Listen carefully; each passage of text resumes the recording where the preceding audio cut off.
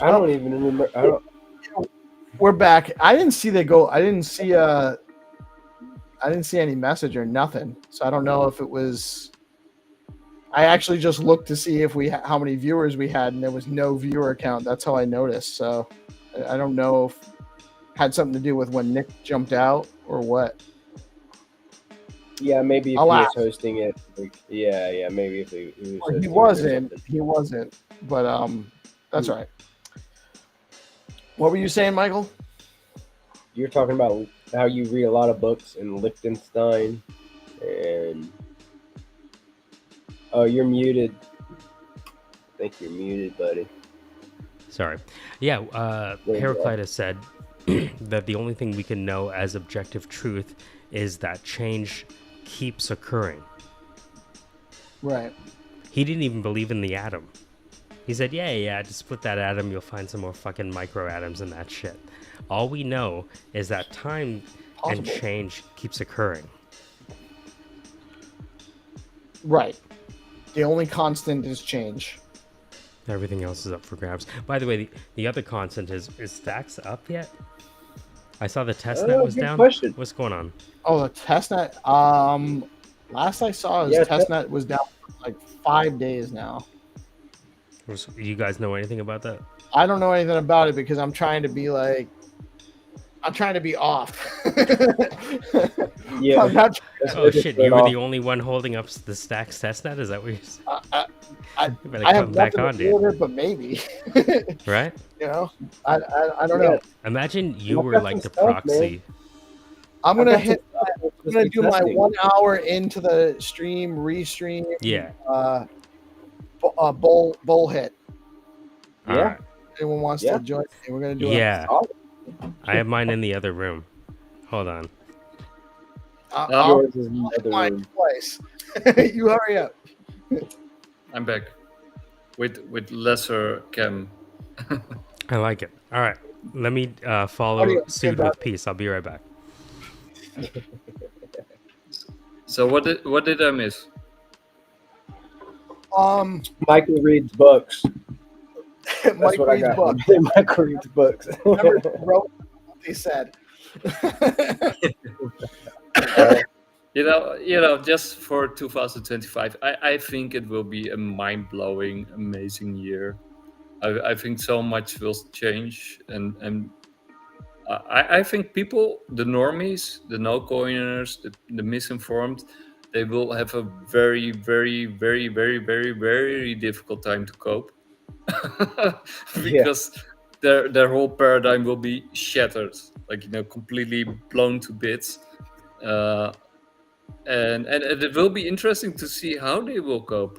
I think they will be coping by not coping, and that's why a lot of them will cope by buying shit coins, hoping it's the next Bitcoin. That's one way of coping, but I think the other way of coping is basically what I said before. It's like, I think there will be a clash because their worldview will be shattered. They won't be able to deal with that reality, right? They basically they can't deal with reality. So if you can't deal with reality, what do? You'll find a scapegoat and, you know, tear it to pieces. I think that people with no Bitcoin, their world will largely remain the same as it is now. Yeah. They just won't have the same advantage. It's the same thing as, so when they were giving land away and all you had to do was go and take it and settle on it, the people that didn't go take and settle their land, they didn't become landowners. And not all of those people that did settle land actually have generational wealth because they maybe didn't keep it or manage it right, but they had more of an opportunity for generational wealth than the people that didn't actually go take the land. Yeah, no, I mean, over the long term or long to medium term, I completely agree with you. That will happen.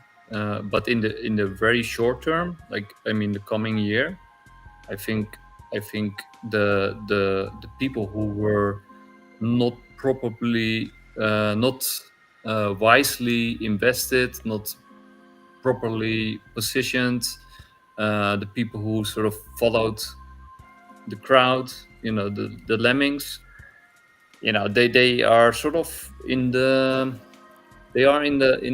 grip of the mainstream media, and the mainstream media will paint Trump, Elon, us as the evil people who are ruining the world, and then they will misdirect those people to hate us. I think that will be the next step.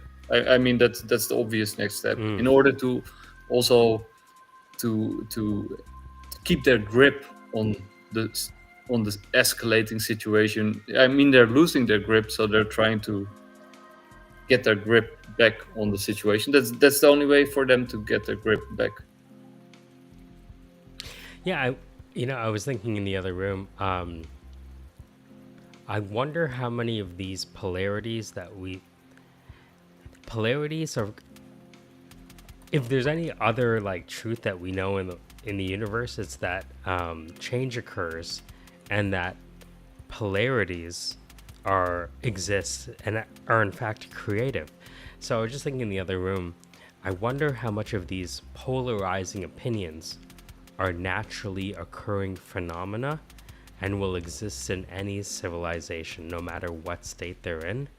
And actually, sometimes polarizing situations are safer than if everyone agrees.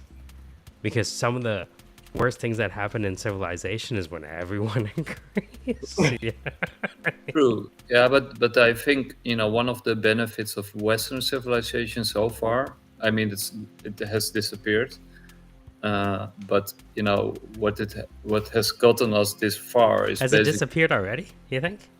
Well, there's still a smidgen around, but was that you got these different kind of groups with different kind of opinions, but they were allowed to sort of battle on the front of ideas with each other. And then the opportunity for social mobility is definitely higher than a caste system. I should know. yeah, but we're turning into a caste system, so voluntarily. Make America Indian again is their plan, huh? Yeah. Nothing wrong with that. I mean, I do like Indian culture. So. Yeah. No, but you can see it's not even manufactured dissent. It's like this manufactured origami anger. You know what I mean? And it's kind of like embarrassing how see-through it is. You know what I mean? But it does affect people. Yeah, so but it does have a real force. It's only see-through to people outside of it. So for us, it's sort of like, how can't you see it? Like it's so glaringly obvious. But for people who are sort of bought into it, it's sort of, It's not even about some of it's just about training the behavior so that they can elicit that kind of response from you again when they need. Yeah. It's almost like testing the batteries. I wonder if this will work. Nah, that won't work. Let's try it. It really is a lot like that, it seems. Yeah. It's almost like if they're good at anything, it's knowing where to push on the nerves. Because if it seems like the population is very nervous or nerveful or very anxious, and like I was in rightly so. Yeah, right? And I guess, for the people who didn't see, the whole COVID thing, you can imagine how uncomfortable it is, right? Because you've all had conversations with certain people who have gone from one end of the spectrum on COVID to the other, right? Sure. And they start having to confront, if I was wrong on this, maybe I was wrong on something else that was important. And now that Trump got elected, you know what I mean? Like, yeah, they've gotten a few hits in terms of their ability to assess things that end up becoming really important. And I can see that instead of having them reassess their position, almost double down. You know what I mean? Right. Just to maintain some sense of.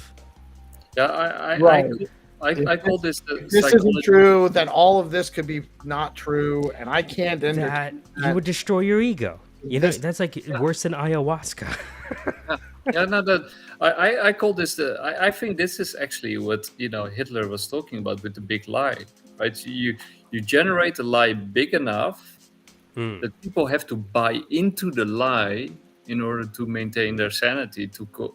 The cognitive dissonance would be too great for them to entertain the thought, like, okay, if this part over here doesn't add up, then oh fuck, then this part over here doesn't add up, and then this part and this part, and then it all comes crumbling down. So I'm gonna just ignore the whole thing. I'm gonna look over here, and these guys over there are bad. And if I destroy these people over here, then the cognitive dissonance is gone, and I can have like harmony in my mind, and we can move on. And then the people at the top, they know what they're doing, and blah blah blah.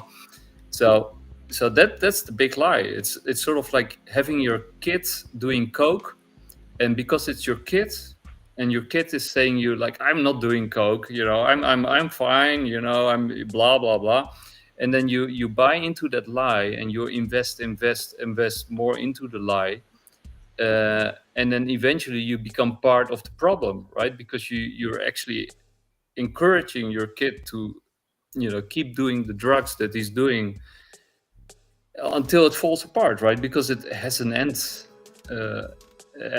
term, right? But I think that's what's happening. That's the big lie. It's buying into your kid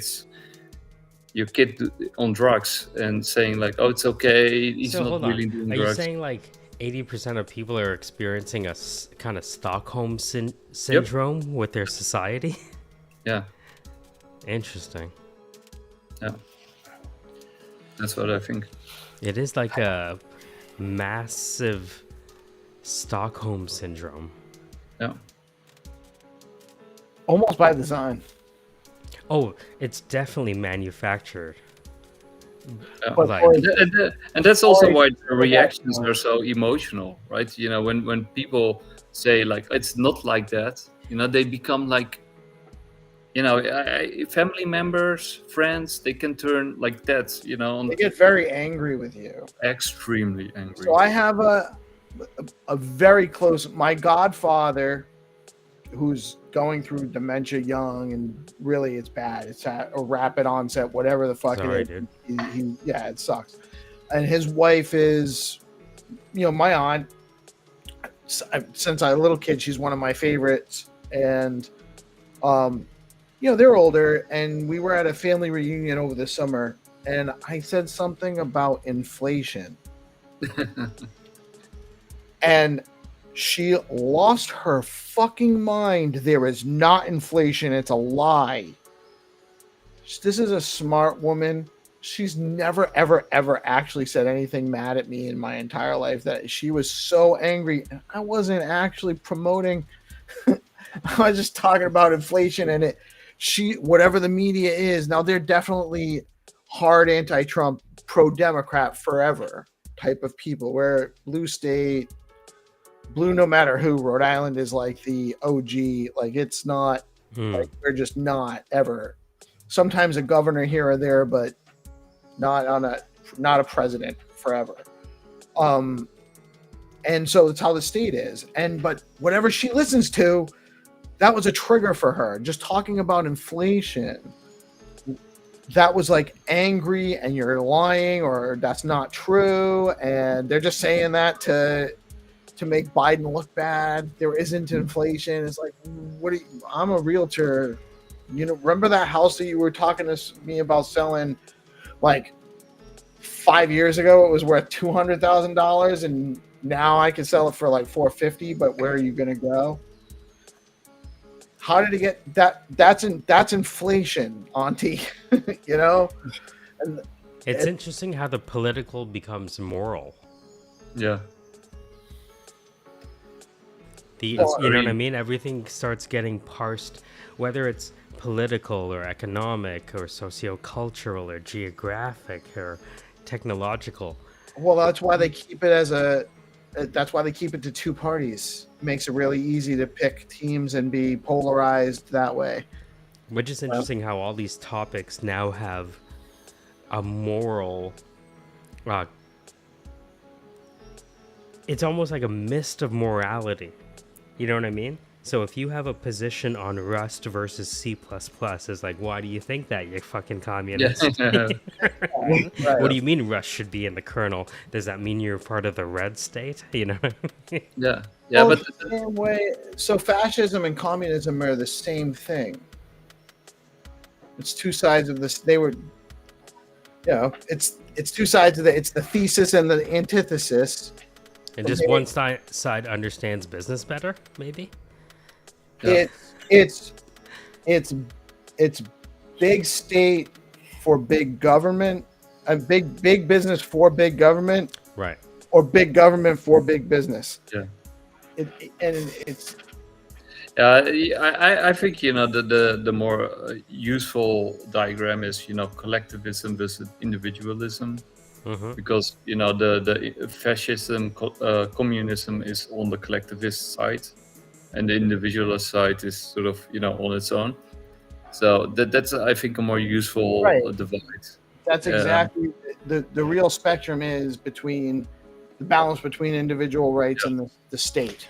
Now, which both exist. Okay, so here's another idea. We were always taught that, like, the kind of, North American or Western hemisphere, Western society was individualistic, and like China and India were collectivist, right? So in America, we have the Marlboro Man, but my professor said in Japan, it's the Marlboro Man. Now, my real question was, do you think that collectivist cultures have a better chance at generating wealth in a decentralizing world? Do individualistic... I don't think that there's... So, number one, I don't know that I don't know that the difference between the two cultures is what you're saying it is. Right. That was an artificial construct. Yeah, I'm just proposing it. It's not about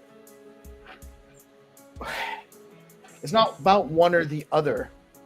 It's about different options and balancing and having a market decide like who wants to actually do this, who wants to do that.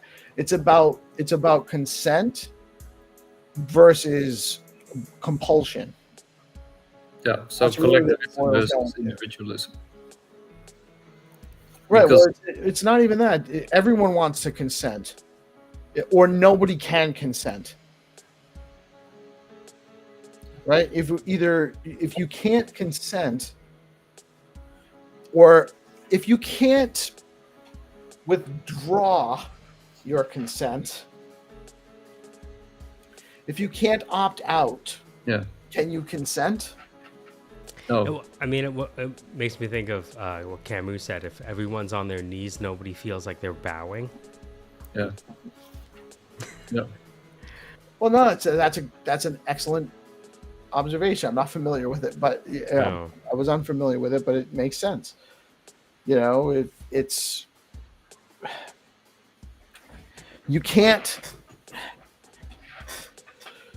We need to organize society. It's pretty obvious if you look at it that we are better off when we work together and create efficiencies between our efforts versus if we're all trying to build the same wheel. True. You know what I mean? Like we're all trying to build the same thing. It's in complementary talents that partner together that creates the wider economy and GDP. So what you want is to work together as individuals as a group. Together alone. Together alone. Not as a collective, because that destroys individualism. Well, it can be a collective if you decide that's how you want to. If everyone in that group decides they want to engage that way, but then they'll lose. So it's like Maybe collect-ish. they will, maybe they won't. Maybe they will, maybe they won't. It depends. The ability to unsubscribe from the group, The perhaps. unsub. We have unsub. Why can't we unsub? Is that how we can like look at the amount of control in a society by the amount of things that you can unsubscribe from? I Yeah. think, but that's the thing. I think that's the next iteration of social organization is an opt-out system. Yeah. Where you can consent-based, Yeah, but non-violent. That's how you get a non-violent society, is when people can opt out. But Steve, I 100% agree. But that's why they hate us, right? Because that's They the hate us 'cause absolute they're last afraid- thing that they want. because they're afraid for the option of opting out. Yes, They Yes. want you. they don't want individuals. They want the collective. They want you to tell them what to do. Yep. Yeah. Well, Yeah. because otherwise they wouldn't be so scared of an option to opt out. Yeah. Yeah. That's the key issue, right? So they want a collective. They want a group of people that are sort of brainwashed into following the leader, or the authority, or the newspaper, or the TV person talking, and they don't want a group of individuals going about their own business, working together on projects that they care about. That's the absolute I saw last something thing that they on want how us to do. I saw how in certain countries they restrict the amount of people that can be in a group chat. Yeah, well, I'm not surprised. Yeah. It was like capped at like a certain precise number, and I was like, damn, what happens when people autonomously get together? That's fucking dangerous, dude. It really is. It really is. And the thing is, like, destabilizing to you means to us means something different to destabilizing to someone, who's sitting on, a pile of cash, right? Because we're talking about all of this discussion is happening during the greatest wealth transfer of all time. You know what I mean? So we should expect some friction on the way. Here's the thing. If you have hey, zombie, what's up, man? Do you need the link? Get him the. I think it's. Hey, Douglas. Yeah, Nice to you, we should get Douglas in. Hold He's on, I'm smart gonna, guy. if he wants to, if he wants to jump in. I'm actually just gonna share it. He's on YouTube. He can get it. Yeah, you can drop it. Otherwise, you can drop it in the Bitcoin Live DM. I think I did, but this might not be the same link anymore. Hold on a second. Stream went down. Oh yeah, I said that. It's always dangerous when I go into my DMs when I'm trying to pay attention to something went wrong. Yeah, you dropped it. Yeah. That's the thing No, I'm but, sad about my account being suspended right now, is that I can't get into those DMs, dude, and like I can't get access to the messages and the working groups and stuff like that I was in. Which I don't know. I added you to several. Yeah, I'll but I add can't you see to like the previous history. You All can't that see stuff. everything before. Nope. I don't have time to go look back that far anyway. A water on the bridge. Yeah, man. Yeah, no, it's behind me now. So like it's the only way is up from here. So it's good. It's good. It's good. Well, and you're not like an honorary lit. Like you have also been banned. So congratulations. Yeah, it's a rite of passage in a way. It's like it's a rite of passage, right? Yeah, exactly. So I've been in the game for a little bit, and now I've went through my rite of passage. Let's see the rise from the ashes. What's up, Douglas? How you, man? Happy New Year. Happy New Year, guys. Happy New Year. Happy New Year. Yeah, I guess. How is it in the States? Are you already? Is it? It's not yet 12, right? Or No, it's 20 minutes to 11 on the East Coast.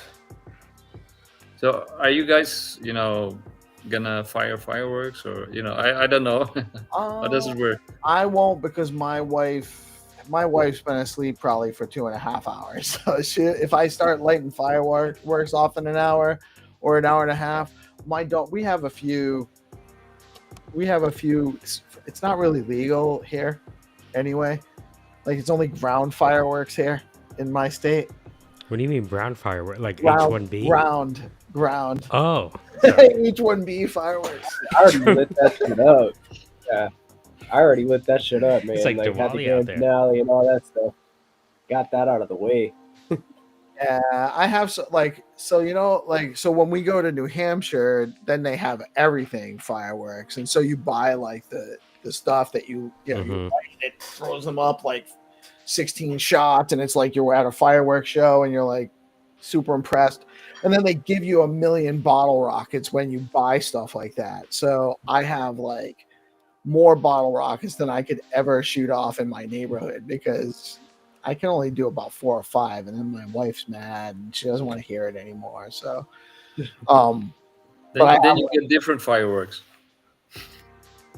yeah, she's not fun. So remember- I actually, I shot a lot of. I went to Belgium. I just got back from a short vacation, a week vacation in Belgium, in the Ardennes, which was awesome. No internet, or almost no internet, and I bought some fireworks from Belgium, which are better, much better than in Holland. And then I fired them over here, so that was a lot of fun. Really, I'll probably post some videos later, probably tomorrow. But yeah, it was a lot of fun. It's a big event in Holland, scaring all the animals and stuff. Yeah, we don't get as rowdy as we used to. Like we can't really party here because my wife, like, she's literally in bed by 8 o'clock, and every day, and it just can't happen. So we might go to my daughter's house, but she works, and my oldest daughter, my oldest son, both work a third, like an overnight shift, an overnight 12-hour shift on a rotating schedule. So they're like, this year they're on, so there's no party, and they were on Christmas, Christmas Eve.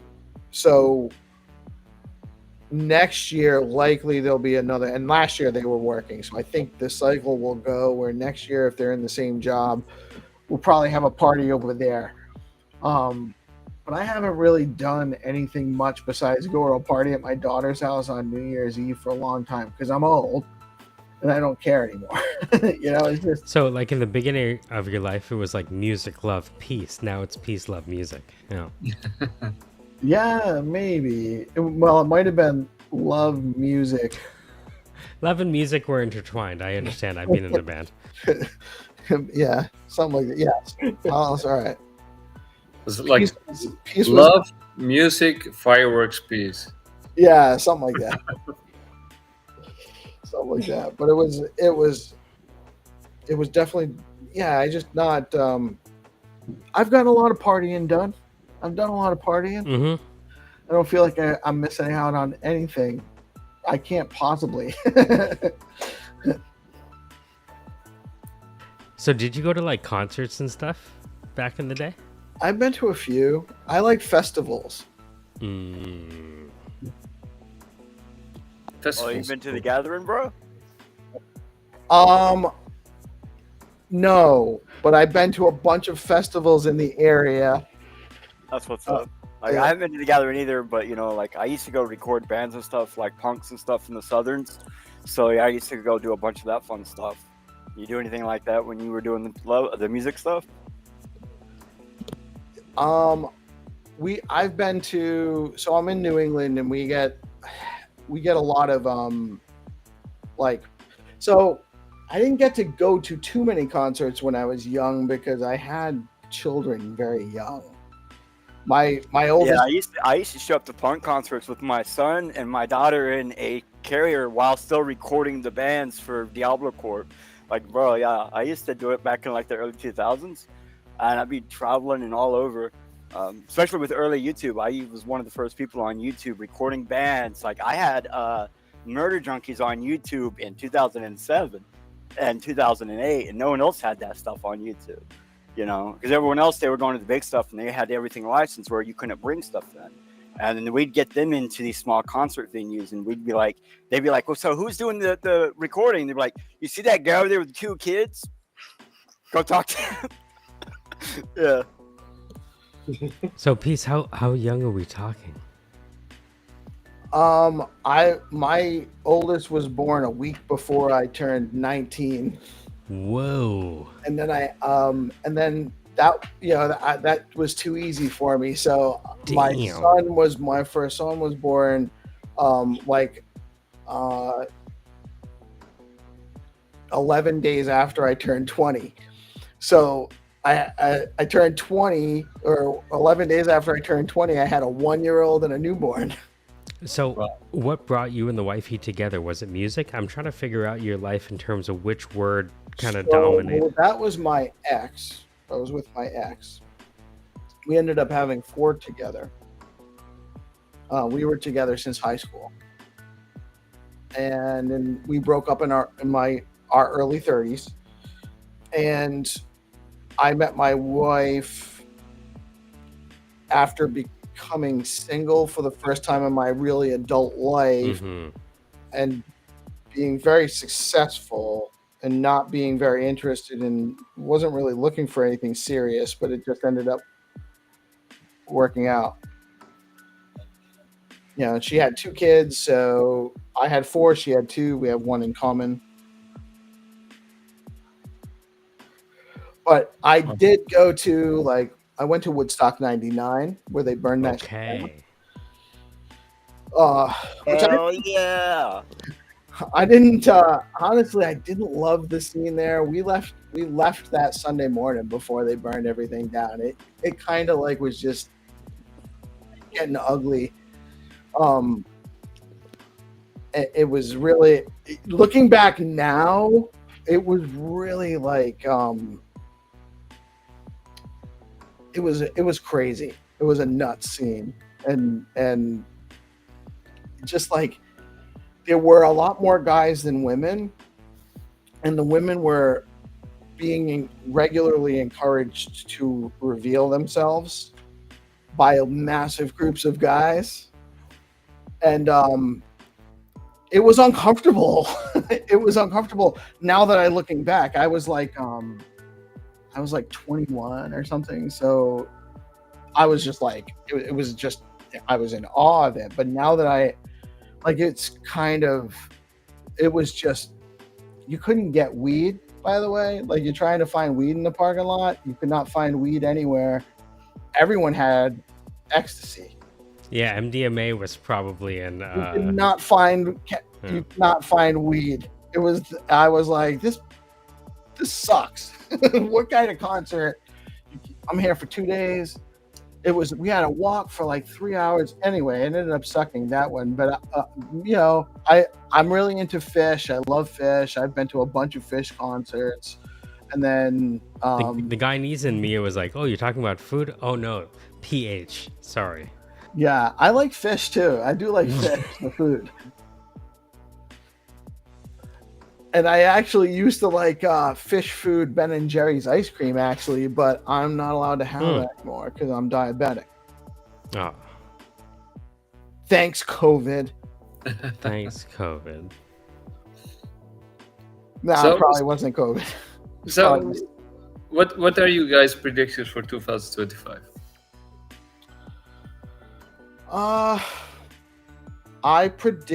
I'm cautiously optimistic of a continued paradigm shift with the new administration. I do think that there's going to be a lot of pushback against a lot of what he's trying to do. The establishment does not want to see him succeed. But I also think that as far as Bitcoin goes, it's kind of inevitable at this point that corporations and governments are going to have to start putting it on their balance sheets, and as they start having to put it on their balance sheets, then all of those that have not done so will have to even hurry faster to start putting it on their balance sheets, because it's going to start being more expensive to do so. And I do think that that's going to have some volatile effects. I think that's a good point, because as more companies are going to start piling them into their fact sheets, they're going to realize something really quickly, that it's already been predetermined that when a company in America buys Bitcoin, that the amount that they buy at the price they buy is not allowed to move in their hands. Like if company A buys Bitcoin for 30,000 and 1 Bitcoin, and Bitcoin goes up to 100,000, they're technically only allowed to call that a 30,000 Bitcoin on the book.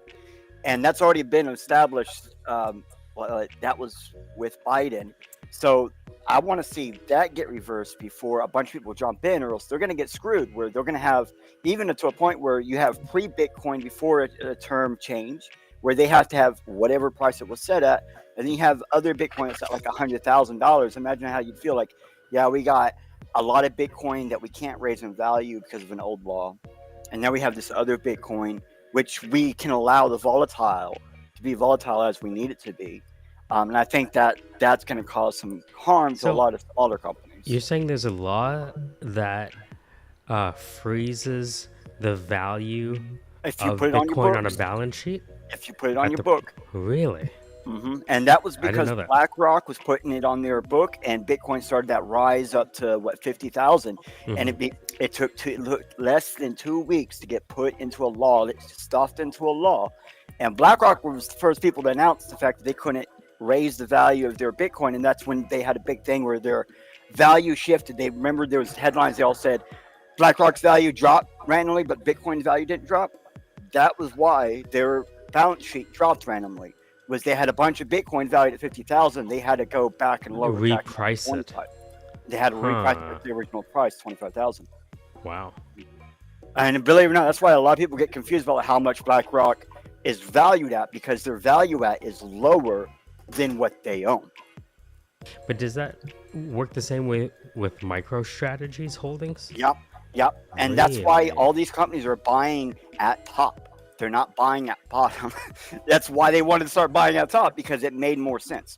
Buy it at the highest peak point, you got the best value usage. You buy it at the lowest peak point, you only have better storm of value. But if you can't consider that change, then it has no store. The store is in the top. But if you think about that, that causes a top cycle, which is what we're in right now. Every top causes another top. Or it just causes them to become undervalued on their book value. Yeah, so the shareholders are not it's one or the other. Yeah, so the shareholders are not. That's actually advantageous. CEO does not like the idea of buying it low. He's not profiting. So they can actually show paper losses potentially. Yeah, over time, but not for 4 years. Because Bitcoin has a 4-year recovery rate, so you have to wait for their recovery rate at the 4-year mark. So you buy it at some point, then you say it does go down in value or anything, or it goes up in value, and you now have a loss. You have to wait 4 years to ensure that it's not going to either go back to where it was or go back up to where it was to be able to even say you had a loss. And then in America, that's about your limit. That's about as far as you can go. You'd have to ask for an extension in your 3rd year in to ensure that you could recover your loss on your 4th year. Because on your 4th year in America, you won't be able to recover but half your loss on average, which a lot of companies already do that. But I know, like, if you're going to be dealing with millions or even more type of money, you wouldn't want that. You would want you'd want to request an extension, which you can request extension on gag order in America. So you can actually request it to where it's not public. I wish Landy were here. Landy would have a great conversation with you about this. Yeah. I don't know. I wish I did. I can only take your word and half understand what you're saying. Because it's not. That's all I expect from people. That's normal with Douglas. Yeah, I'm just not familiar with it. But I know that it seems like they're putting it on their balance sheets, though. But it seems like Oh, yeah. the balance sheet figure does not necessarily reflect fair market value. Is that right? Yeah, right. And it's never gonna. And that was, I think, the reason how they got it put into some law or something. Because like, it, no matter what you do, you could never have your balance sheet be accurate to your actual market value, and that's already been a thing. You know what I mean? Like, there's a lot of companies out there that are kind of leveraging their debt more than their credit in order to have money the next month. You know, so they could get a loan or something to keep going, and that is a common And problem. maybe they but it's use not valid. intangible assets to make up the difference for everyone. Exactly. Yeah. Yeah, because all for them, it's at the fiscal year is what matters to them, right? So it doesn't matter what your end year is as long as your front year reflects opposite. So if you have a lot of sales at the end year, you want no sales at the front of the year, and then you'll be even. Like they do with inflation with housing. Kind of, yeah. But now, if you ever wonder why is it so important in America, the last 3 months everybody buy as much stuff as they can, so that way companies can start claiming their losses before you start buying. Because when does the fiscal year ended? Was it November or October, right? And then, so now it's the personal end of the years until what, May? And that's what a lot of people don't realize. You know, when you're out there shopping and stuff right now, you're pumping their next year's sheet. You're just pumping their sheet next year. All the money that they're spending right now, we'll see on their next fiscal year. It will be at their Q1 ended, which is most people started their Q1 February. It's interesting that stagger of 6 months, huh? Well, personal and private has had that for a long time. It confused me when I was growing up. Like, I was like learning how to do stock trade with my mom. I was helping my mom get ready to get her broker's license, and they would say fiscal year, calendar year, and there's a third one that means something else, and it got me confused for so long because like there is a year end at September or August or something like that, like right around the 6 month. There is a year end there. So there's a lot of businesses they'll do the end of the year book right there at the middle of the year. I don't know why, but they do. I know, like when I was doing my books, because I don't really manage my business anymore. But when I was managing my business, we would start putting our books in the 5th month of the year. We would start doing all our stuff. We'd send it to the people or whatever to get it done. Then we were always fully ready, done by 6th month, and then we had to do it again by the 9th month. We had to send everything in again, and then in January, I'd have to do it again in January. And so the people that ran our books for us, that's how they did it. When I ran my nonprofit for a long time, same thing. We would do 3 books a year, and we would run it in the one before the middle of, or the one before your 6 month marker. So that way they have a month to handle, get all your stuff, make sure you're not going to get anything wrong on you.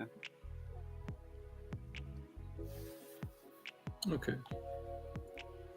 I know there are different industries actually have different fiscal years too. Mm-hmm. Yeah, with me, I was in private tech sector, so like not even quite the same as like the public tech sector, because I deal with code and recycling, not with a lot of the other stuff like maintaining a platform or anything like that. Guys, I have to sleep. Sorry, bro. No worries, man. Happy New Year, Nick. Thank you for staying up with us, man. I really do appreciate. Yeah, love you, brother. And fun. good things in 2025, man. Yeah, definitely. And Steve, congratulations to what you've done with DeOrganized. It's really mind-blowing. Respect, and 2025 will be a great year for DeOrganized, and hopefully also for Bitcoin Live and for Bitcoin and decentralized crypto all around. So let's work on that. And for everybody watching, enjoy the show. I'm gonna sign out and see you guys later. Thank you, Nick. Love you, brother. Happy New Year. You too. I'm looking forward to 2025, man. Yeah, me too. Better year. Another good one. Actually, on that note, I'll be right back. I'm gonna go get myself a glass of whiskey. Good idea.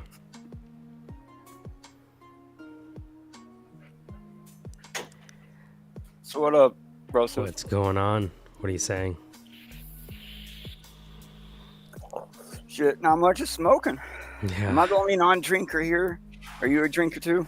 I have a drink in my hand, but only because it felt customary. If that makes sense. And now they have it at the convenience store, so they're making it a little too convenient. I'm not sure how I feel about that, because there's convenience stores all around me. You know? Yeah, one on every corner in some places. And so, like, you're checking out, and wherever you're checking out, you have to pass this. You know what I mean? Oh, yeah.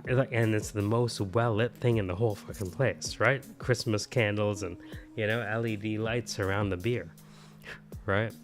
So it's just like, it feels like society-wide entrapment. You know what I mean? It feels like, you ever read, like, Rat Park? That kind I don't know Rat Park by name, but I'm assuming you're talking to kind of like where the society sets you up for failure type thing. Well, it's like they did this study with rats, and you know they had the pellet of cocaine or whatever they were using, sugar, and they found that the rats learned to keep pressing on the lever to get the drug, and like the dopamine thing, yes, okay. Right. But what they found was, I think they call it like classically like a Skinner box or something like that, and they found from that study that the most addicting schedule was intermittent rewards delivered at intermittent intervals. But what really fucked them up was that when they provided a rat amusement park for the rats to be able to like exercise and play in, they were less susceptible to getting addicted to the drugs when they had a form of productively using their time. Yeah, because it's like I've read a study where they were like using the Bronx as like a way to show that the more a city grows and the harder it is for people to move, the more they want to do more kinds of drugs, not just regular drugs. Like they were using the creation of hard drugs as the baseline. And I have to admit, man, like, I come from a farmer area. I come from a smaller town, so like when the town started getting bigger, we started getting hard drugs. I started seeing that around here, even to a point where our birds walk more. I'm like, bro, I grew up never seen a bird walk a day in my life, and now I see birds refusing to fly. Like you'll hit them because they won't want to get up and fly. It's like, wow. Yeah, it's like it's the comfort and laziness thing. I noticed that that hard drug thing with crime in Toronto. So where I grew up, I didn't know. You know when you grow up in the hood, you don't know it until later. Until you're like in high school or college, and you're like looking around, you're like, or like, gotcha. Girls would be like, I'm not meeting you there. And like, what's wrong with there? They're like, there? Are you crazy? And you're like, well, this is where I grew up. What are you trying to say? Right? And so I noticed the change because I found that where I grew up became more violent as the drugs got harder. You ever notice that? Yeah. I'm like, I was coming home one time from I was working, was walking home, and two boys just came up and they were like, this is our street, blah, blah, blah. And, and I'm like, the fuck, man? I'm like 10 times older than you. Leave me the fuck alone. I just like kept walking by or whatever, but I was just like, man, what kind of fucking drug would they be on? All right, so long story short, about 4 years later, my brother was doing a hard drug with one of them, fentanyl. Now he ain't here no more. Damn, and dude. It happens, man. Like, but those boys didn't ever try talking to me before they were doing hard drugs. When they were just doing weed and smoking cigarettes and alcohol, they never spoke to me like that ever. They were my brother's friends, is in short who they are. But it was like, I remember when they first did that to me, I was just like, man, what the fuck you talking to me like this for? And just kept walking like they were nothing. But, who knows? They could have been high, not realize I knew who they were. They could have had a gun. I don't know.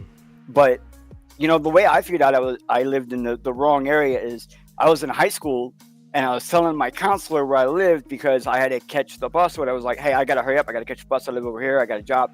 And they went, you live where? And I was like, what? How's that a bad thing? And they were like, don't tell people you live there. Yeah. It's like, oh, fuck. Okay. Yeah. But it's like, you're right. You don't know it until you either no get out idea. of it or it gets worse. And now, like when I go in that same street, because I don't live there no more, that same area, and when I go in that same area, because my dad still lives there, it's real bad, man. Like every day I go down, every time I go down there, there's at least one cop on the street all the time. There's at least 2 houses they're watching right now, and it's like, man.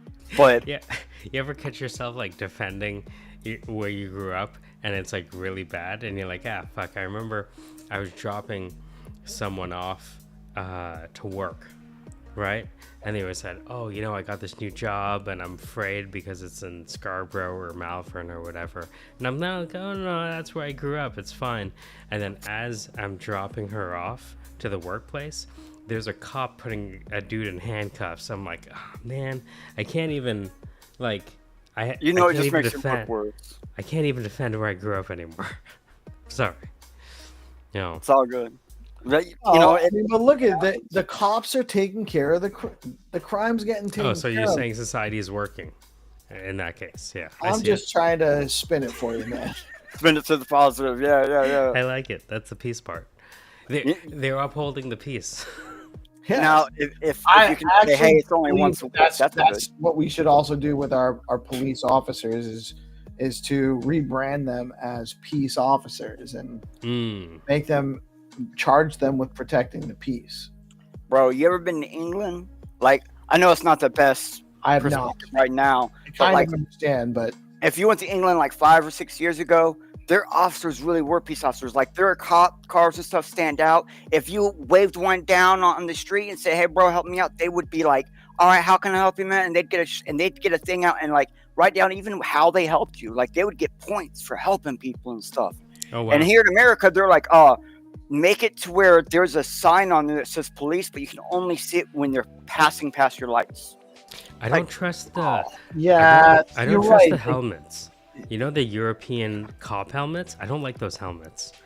Yeah, I forget what those are called. Like, boy, what I'm talking about? I love those helmets. That just seems so like weird totalitarian helmets to me. Whenever I see those, I have the good fortune of living in the house I grew up in the neighborhood I grew up in, and I grew up in a really good neighborhood, and so like I know a lot of the police force, not a lot. I wouldn't say like a lot, but I know several guys that are police. I've coached football many years, so I know a lot of guys that were policemen from that. And I can honestly say, and I've had a lot of interactions with police, not in a negative way, in my area. So it's different from place to place. Some towns in our area, so my town, pretty decent. Some other towns, not so much so. And it comes down to an individual type of thing. In general, you're talking about someone who's being put into a position of authority over others, or in specifically with the authorization to use violent force to compel people to do stuff. They should absolutely be held to a higher standard with that kind of responsibility, I think. And I think that there's a lot more we can do. I think that they're in a really hard position also. Like it's a terrible position to be in because you are dealing with a lot of the bullshit that happens, like a lot of the shitty people that are really, that are fucked up, and you have to deal with that. We complain when there's a troll in a Twitter space. You know what I mean? Like right. They have to actually deal with it's actual trolls in real life. Yeah. You guys ever seen Cops? You guys remember when Cops used to play? Like, you guys ever watch that?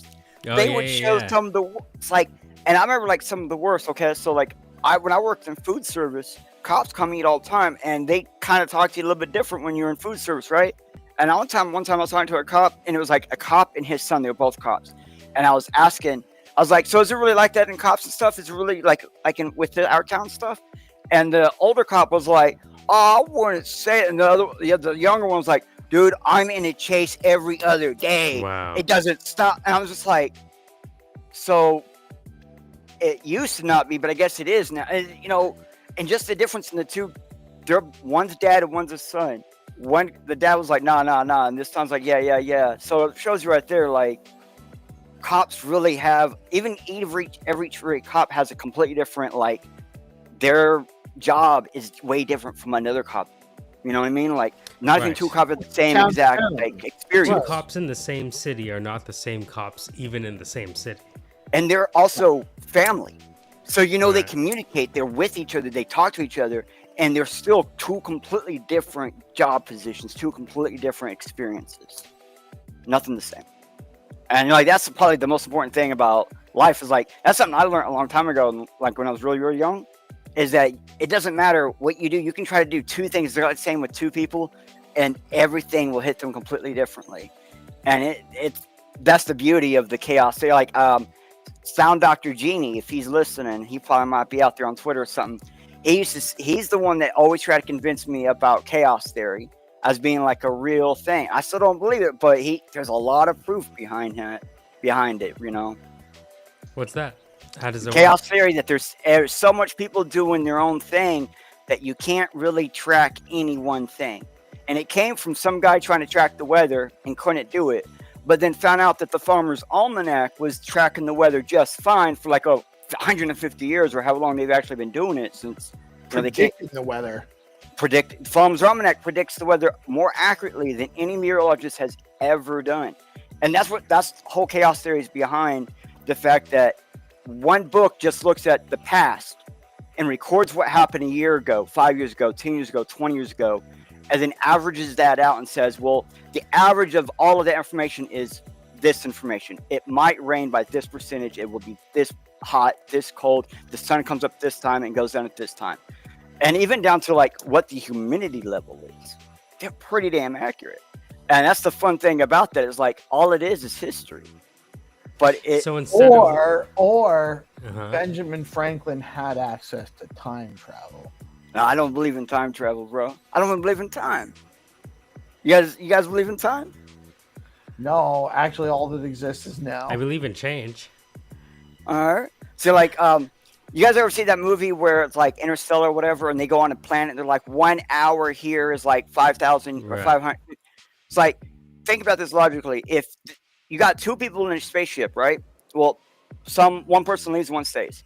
If they both start counting 0, 1, 2, 3, 4, and they can stay in sync like twins or something, and they go down and come back, the same amount of time actually passed. But the people who went on that planet's a number of days would have been however many days it would have been. For them, it was actually 2 hours, right? And they would have gone back. They would have counted the same number of seconds and everything. They would have counted the same number of time. And they would have been the exact same amount of time.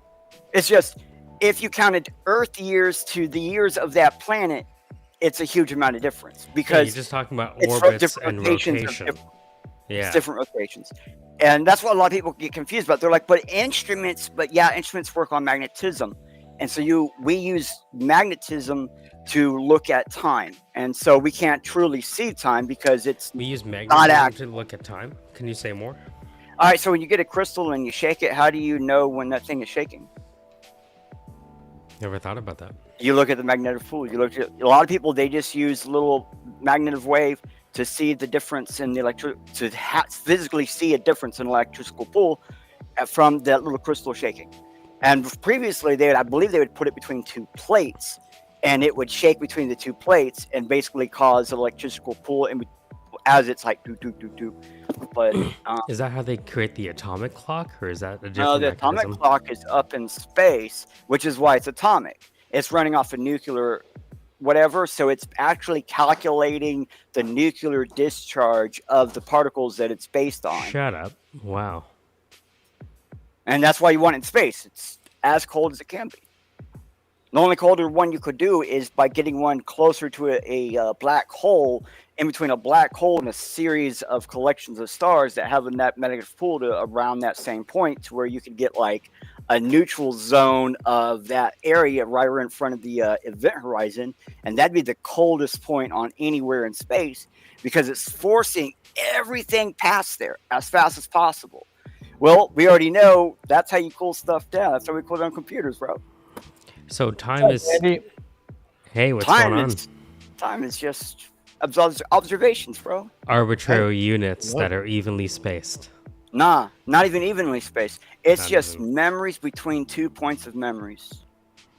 Not to fact check or anything, but there's an atomic clock in Colorado. There's, I there's bet quite a there few of them. Yeah, but where was the first atomic clock put? Colorado. No, it's put in space. Isn't the Navy atomic clock the satellite?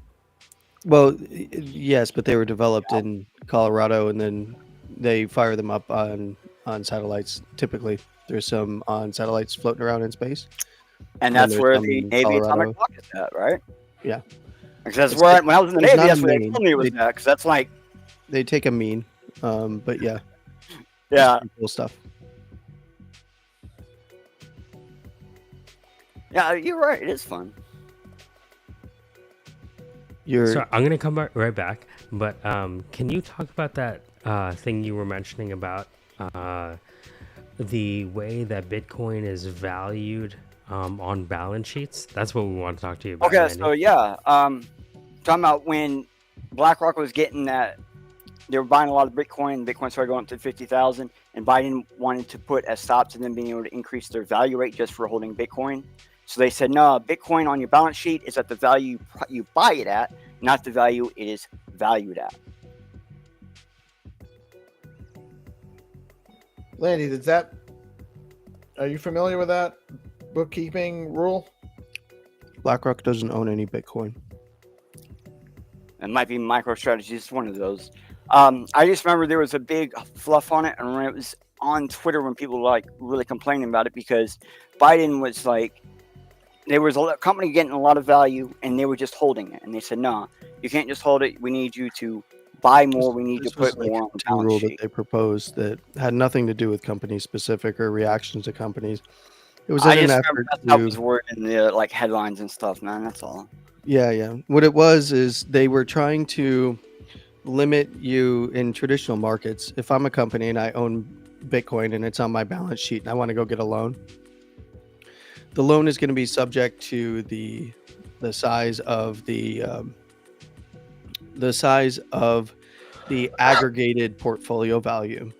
And if I wanted to specifically integrate Bitcoin into that portfolio value, what the proposal was from the Biden administration was to push forward policy that would be the initiating price, not the current price. And that was immediately shot down. So like I couldn't, like if I bought Bitcoin at $400, right, and I've been holding it this entire time and I wanted to get a loan against it as a company, You only value it at $400. they can't value it at its initial value because that's not what the resale value is. For instance, if I defaulted on that loan, they could turn around and sell it for almost $100,000, right?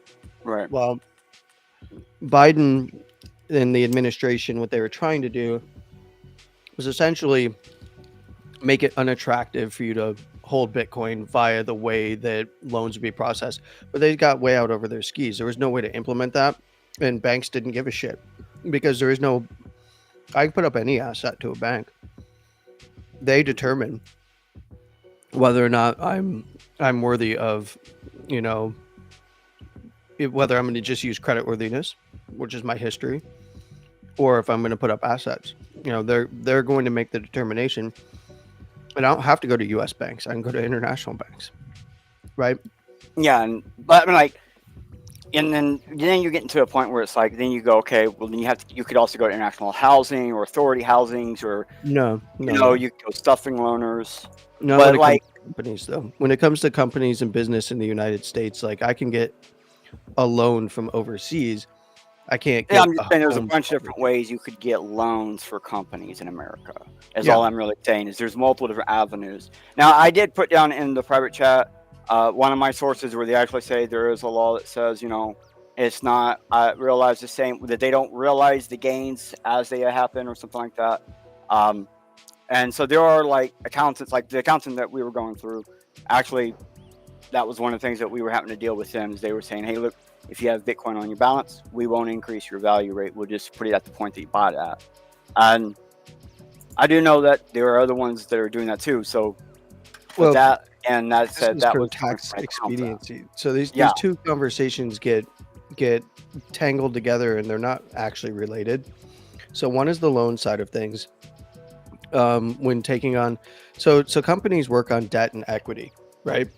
Mhm. So if I want investment into my company or I want to raise money, you have the equity side, which is you're giving up something within your company, like a piece of your company, stocks, shares, board positions, whatever it might be.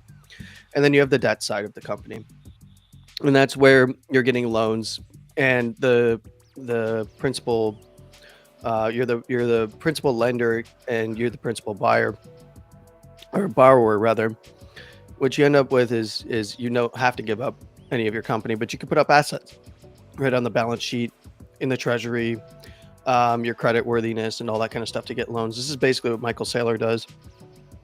And when he's selling bonds, right? When he's getting money to go buy Bitcoin.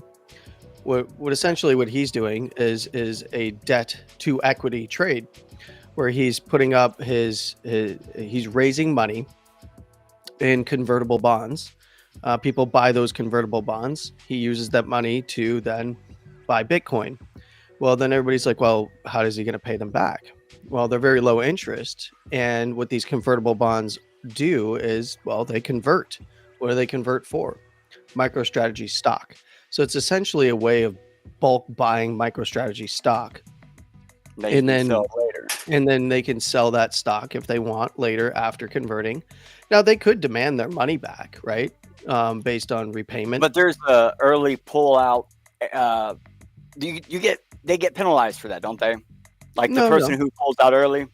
Oh no, they have to adhere to the terms of the bond. But let's say that we get to the end of the term of a bond with MicroStrategy, and the lenders say, no, I don't want to convert to MicroStrategy stock. Yeah, I want you to give me cash. They want to drop out. Yeah. Okay. Yeah. And that's where, MicroStrategy could give them cash, but you're probably not going to see that. And the main reason why is because by the time they want to convert, they're just going to want more MicroStrategy stock, which is one of the reasons why MicroStrategy just authorized or is trying to get authorization to increase their shares. A lot of people getting very upset about stuff like that, but let's bring this back to Bitcoin for a moment. Bitcoin on the balance sheets is MicroStrategy's, right? No one owns it.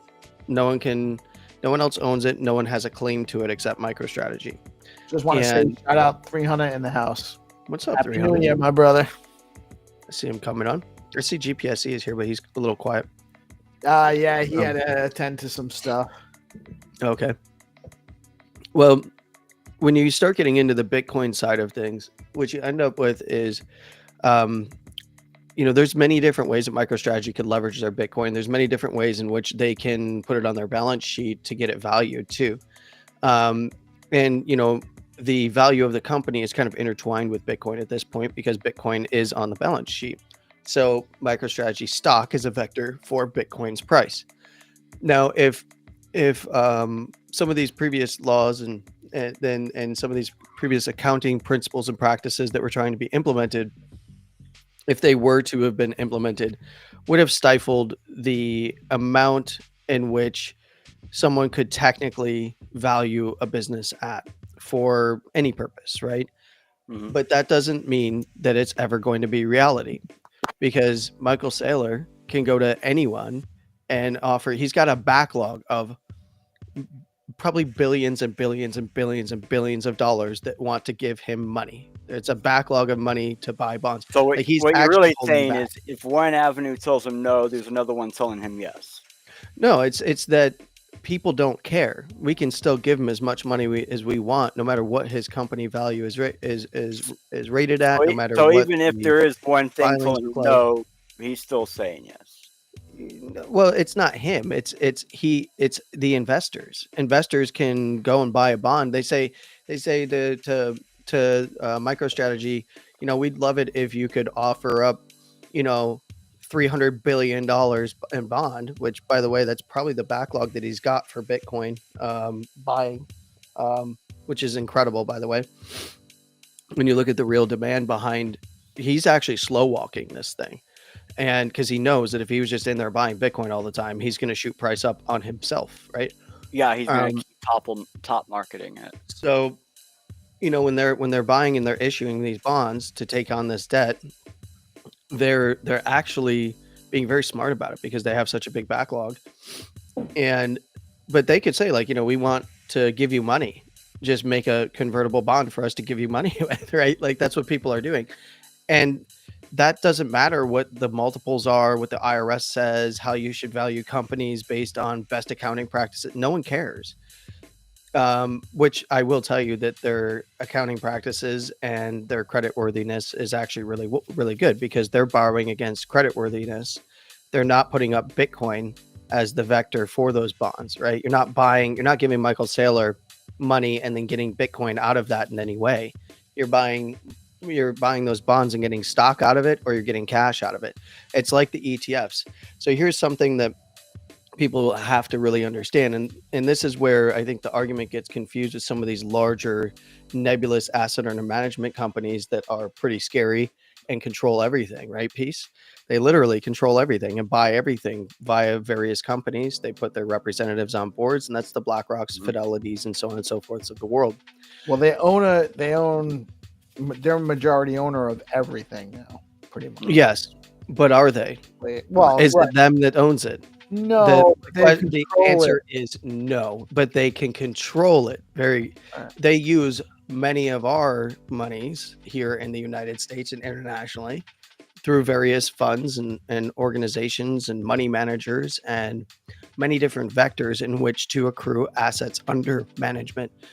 So when you go and you buy the IBIT shares Bitcoin ETF spot ETF from them, you're going through any manner of broker to get those shares, right? Mm-hmm. And those are your shares. Like, you own, what is it? IBIT.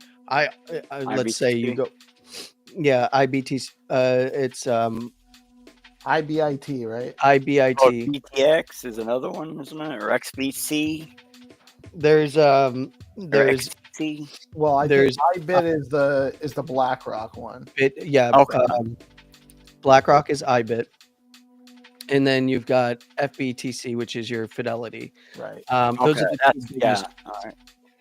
So if you go and you own, you buy one share at $51, you own that share. That's your share. They're just managing and holding the Bitcoin on the back end for you. Now, you cannot get Bitcoin out of that thing. You can only ever get cash out. So it's a cash in, cash out trade. But one of the reasons why this is set up the way it is because if I put that on my balance sheet, I can lean against it, right? Right. And BlackRock doesn't own that Bitcoin.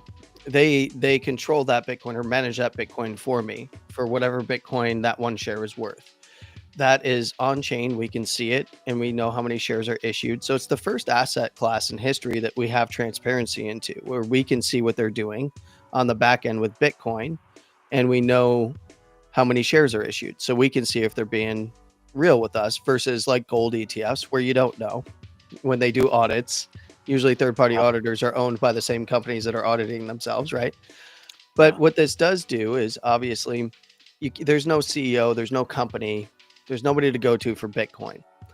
So one of the things is with them getting so interested in Bitcoin is that if they have a ton of assets under management that are Bitcoin, because they represent, me, you, and whoever else owns IBIT shares, they can go to various companies, they can go to Congress, and they can say, look, there's a responsibility that we have to protect our investors. So we think that you should pass this particular accounting act or this financial act, or they can go and they can apply pressure, just like they can take for however many shares of Marathon that they have, and they can place, that's other shareholders. They don't own those shares, they're managing those shares, but they can place a representative on Marathon's board to help direct that company, right? They could put people on the board and in position in those companies because of the amount of shares that they're managing for their clients.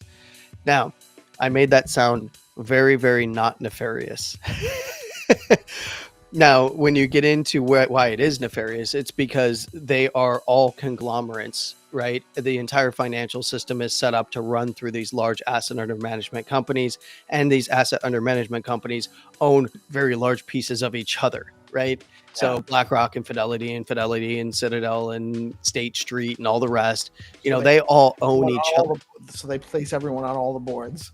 Yeah, so they get, because they manage so much of the money that technically isn't their money. We refer to it as BlackRock's buying Bitcoin, but it's not BlackRock buying Bitcoin. It's all of the people downstream buying their shares that are buying the Bitcoin.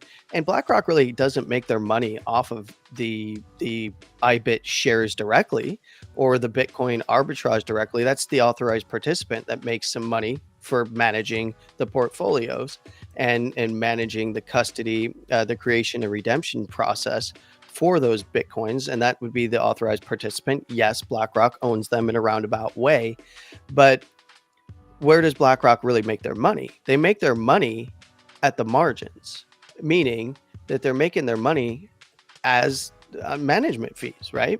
It's the asset under management portion is where they actually make the money. And yes, there's other ways in which they can make this money, but realistically, this is a conversation that we started a little bit earlier. It's about incentivization, right? A lot of these very large corporations aren't going to go anywhere. A lot of these mega monopolies aren't going to go anywhere, especially under Trump. I know a lot of Trump people don't like that I say that, but they're not.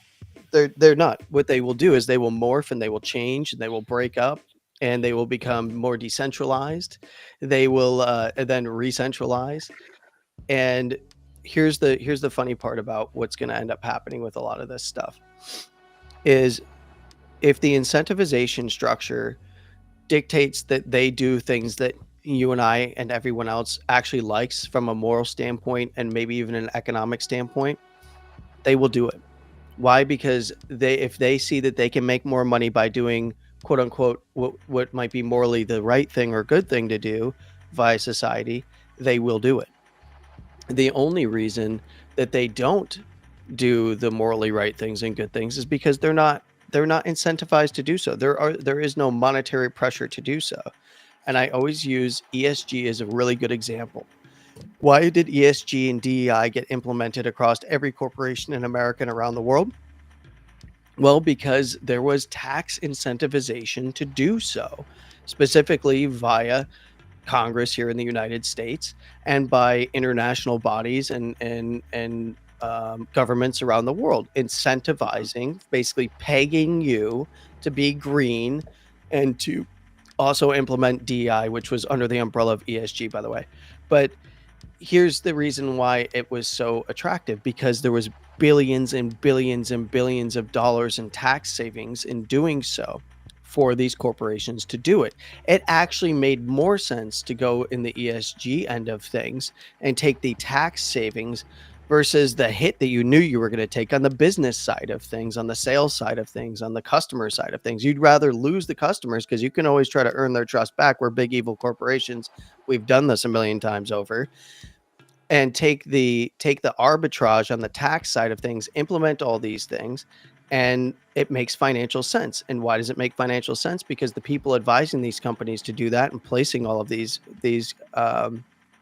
different positions for ESG and DEI and stuff, the reason why they were told to do this is because the board of directors, asset under management people are there as board of directors, and they say, oh, we are going to make X amount more money if we go in this route. And that's what we want you to do because it protects their assets under management. So if you incentivize these things in the right way and say like, no, we actually will give you billions of dollars if you give every single customer a pony, right? Do you think that any one of these would not go and start giving all their customers ponies? And then if you're like, well, the tax is part of the tax incentivization by the Trump administration, not only do you have to give them a pony, but you have to give them a small plot of land and enough money to actually take care of that pony.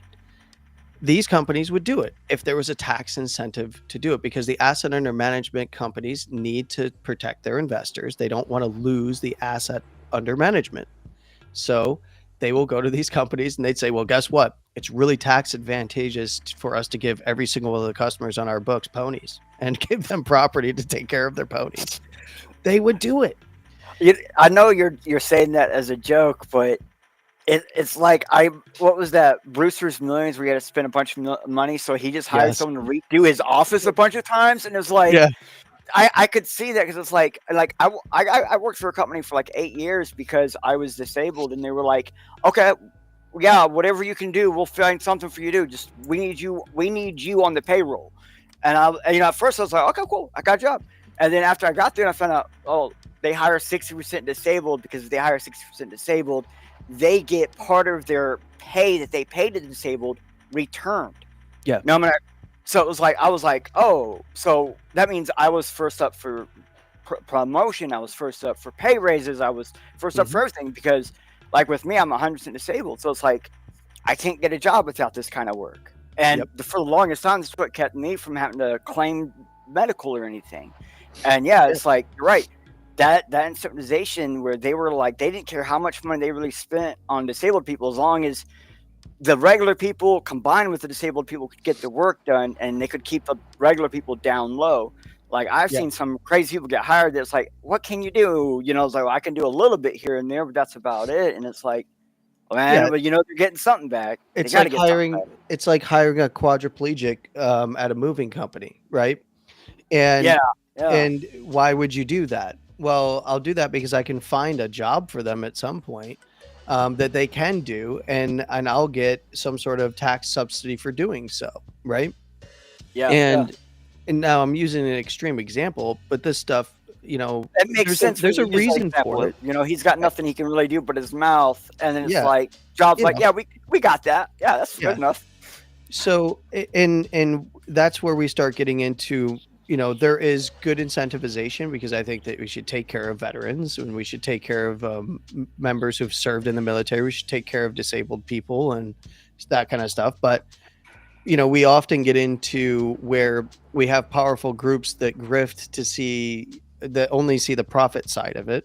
And that's where, the incentivizations have to be sorted out. I do think I'm pretty confident that they will be over time. I think this is the correct administration to do so, at least as it currently stands, with the makeup of the various factions that don't necessarily agree with each other within this incoming administration. I mean, you literally got a bunch of Democrats turned Republicans, and maybe a Republican here or there that are like kind of at the top of that chain. And they don't all share the same ideals. And I think that's good.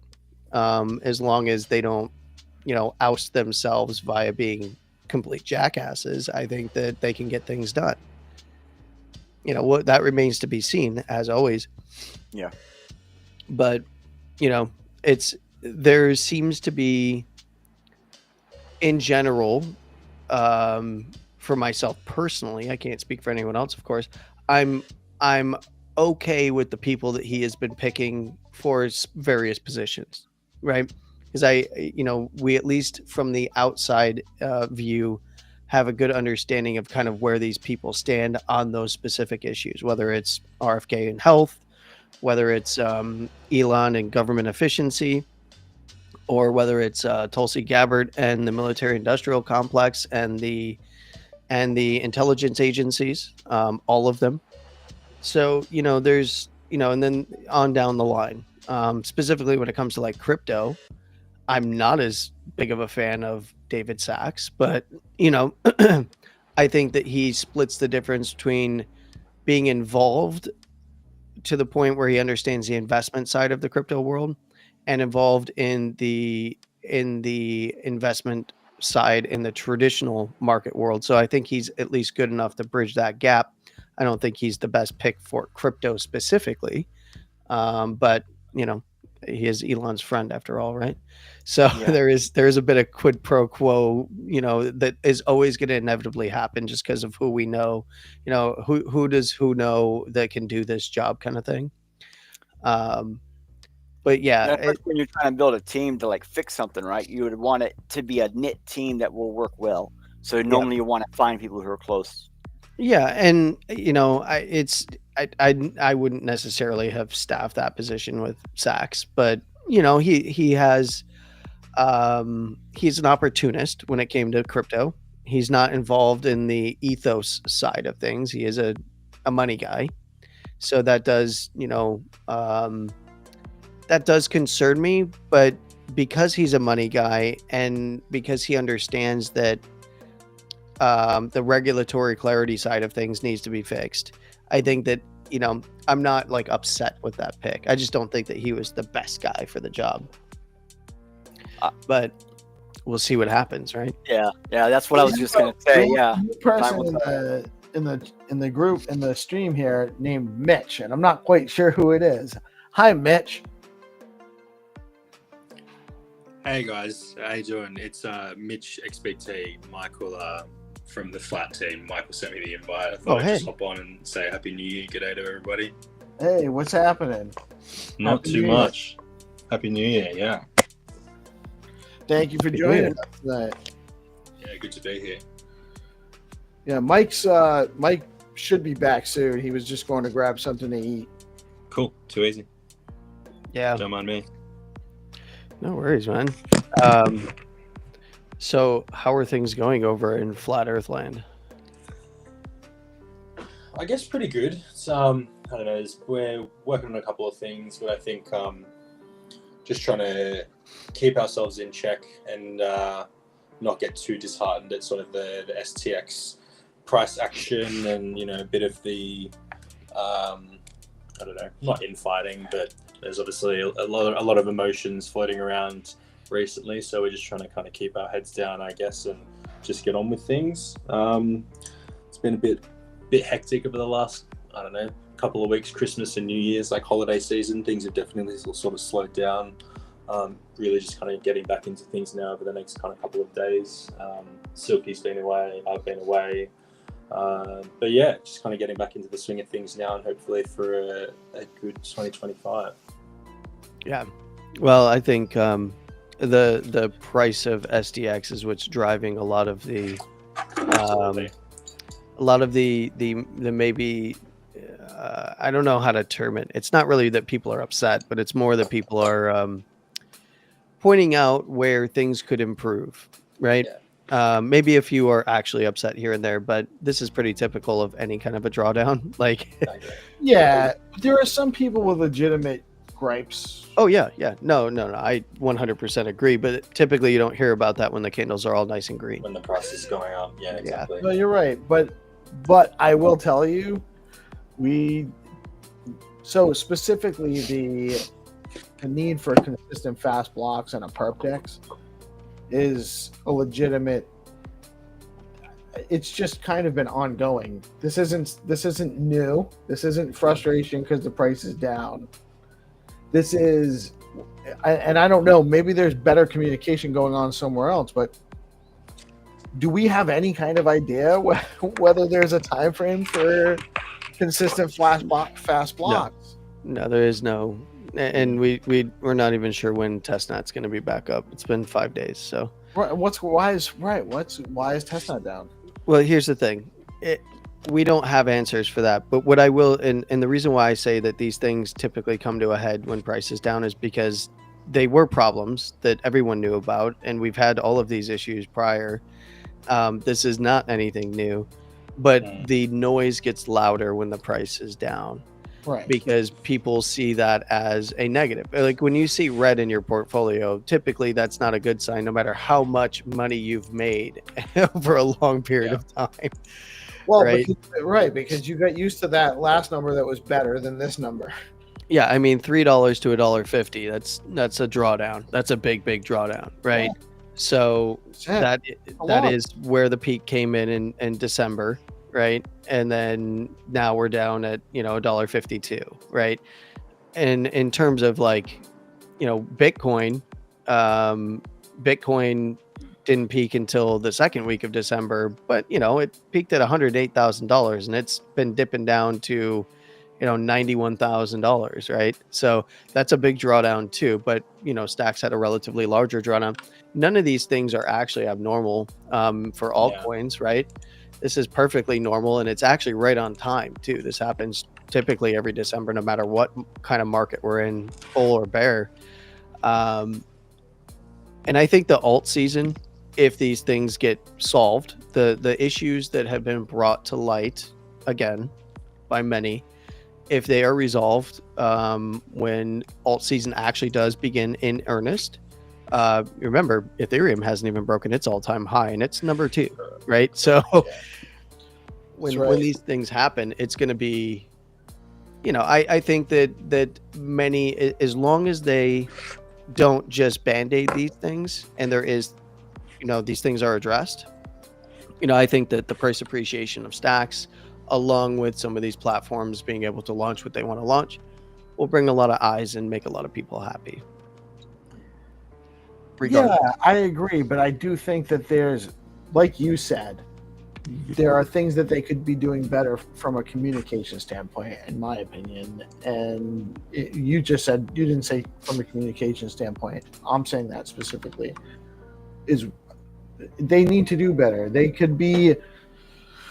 So these are problems that people are aware of, but they're not.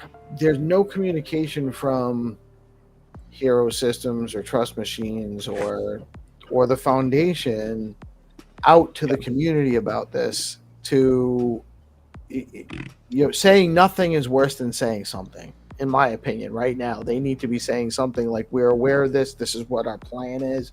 This is what we're working on." Yeah, no, I agree.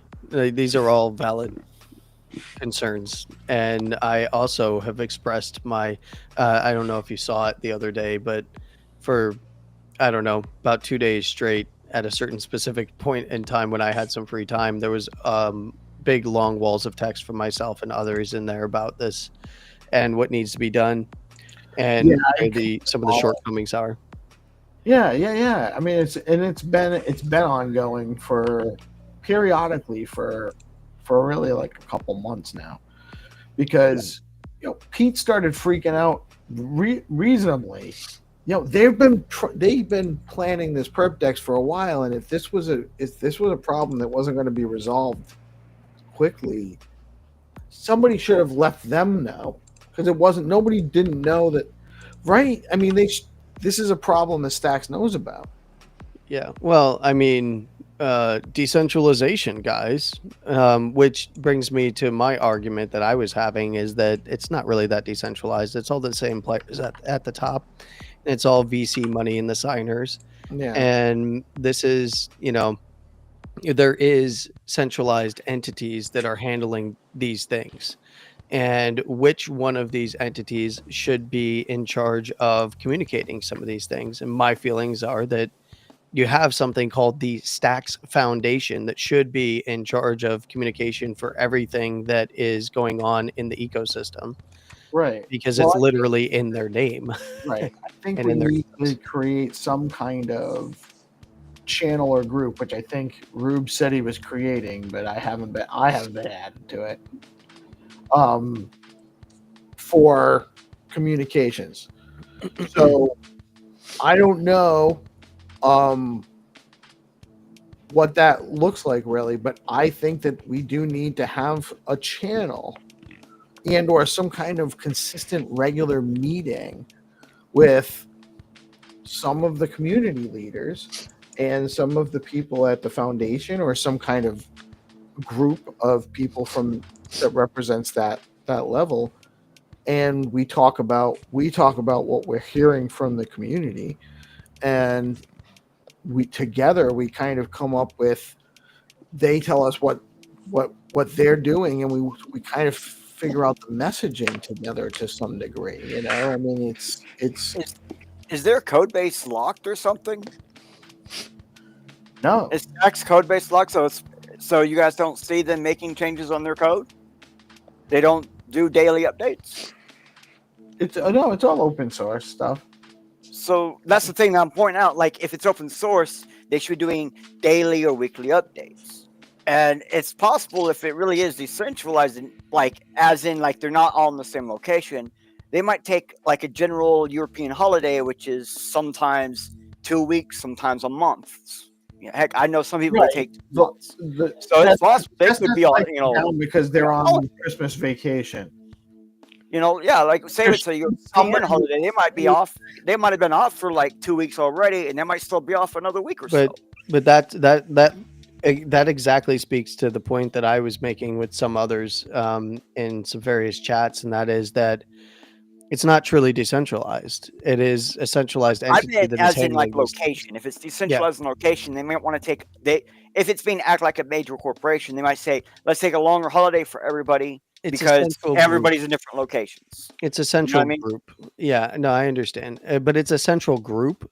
Therefore, because it is a central group, you know, it is a centralized group where it's not everybody here is getting, you know, access to make changes to mainnet and testnet, right? And Right. so anybody can make changes to mainnet, right? In theory, but in practice, no. Because that's the other That thing is is like, through a if you system. got, do you guys not have other coders in your ecosystem that can actually code stacks? No, they can, but the fact of the matter is that there's these groups that are decentralized in, you know, their location and they're staffed groups and working groups, but they are the groups that are in control of this stuff, right? And those are the groups that need to be gone to and worked with and understand that they need a better streamlined way in which they can communicate. Because, you know, in many cases, some of these groups are corporations, right? And it doesn't matter if they're for profit or nonprofit. They're still corporations or centralized entities that the community can go to and should be going to say, hey, let's clean up communication here, and who should be in charge of that? Like, ask the hard questions. I'll be dead honest with you, man. This sounds more and more. The more you talk, sounds like more reason why people should not be involved in stacks. It's sounds kind of like the opposite of a FOSS kind of situation. It's super. Yeah, but this is every single blockchain, right? You still have a central. Anybody can contribute to BIPs, for instance, on Bitcoin, but there's a centralized group that's controlling the PRs. It's not a centralized group that actually controls Bitcoin. Like a lot of the GitHub gets changed because the network changed, not because the GitHub changed. Like yes, only a small percentages ever came from the GitHub actually changing. But the code base doesn't matter because the miners choose what code gets used. And that's my point. So far, there's only been like 25% of the changes in Bitcoin because of code base. Everything else was changed by people in the system saying, hey, I'm just going to change my miner situation. And back in the day, that's how people used to do. They used to just go, hey, guys, here's my new miner config. Check it out. Tell me if you like it. And people would just try it out, and it would propagate. You can make. That's why I'm asking why you guys don't just do that in stacks. If you guys are not there is a process for that stuff, just like on Bitcoin, is my point to you. But there is still centralized. There's still a group. Change your miner, change your node, and if others like it, they'll do it too. Like, you don't actually have to do anything to the code base in Bitcoin, which is what confuses me. You know, like I see some people doing stuff in Monero, and they don't do nothing to the code base. They made it all private stuff, and it goes public, and then it works, and then the main people go, hey, we like that, but it already works with it, and so just more people do it, and then boom, it becomes a natural thing. I understand. Higher ring signatures and. Let's pull it back for a second. Because there's something I think that you're missing with Bitcoin is that no, I cannot just do and run any code base for Bitcoin on my miners and have consensus with the network. I have to adhere to some pretty strict baseline levels that have been implemented within Bitcoin Core to actually meet consensus standards on the Bitcoin network. And there's a very small working group of people that contribute to that code base right now. Anyone can contribute, but getting consensus for upgrades to the network like Taproot, that of course is something that has to be implemented, and then we have to see adoption, right? Well, that was adoption first. Remember, no, Taproot went in early. Taproot was supposed to go in a certain time and went in early because people started just using it. That's the thing. Like, you might not get consensus at first. There's been tons of times where people do stuff, they don't get consensus, they change and they try and they change and they try until they start getting some that start working with the system. And then more people propagate to that point, which then you can then change your propagation some until you're hitting that outer bound a bit more. okay, Taproot did not go in early. I was actually pretty involved in this because I run a ton of Bitcoin miners. What happened is when they upgraded Bitcoin Core is when Taproot went live, because there was already consensus across those running Bitcoin Core. Well, wasn't there a different time route that it was actually supposed to go in place? Like they had predetermined it was going to go in at a later date, but it actually came in an earlier block? Well, that's okay. This is a statement, right? No, it's not. It came in earlier in terms of date. It went in on the block. It launched on the block. It was okay. Yeah, all right.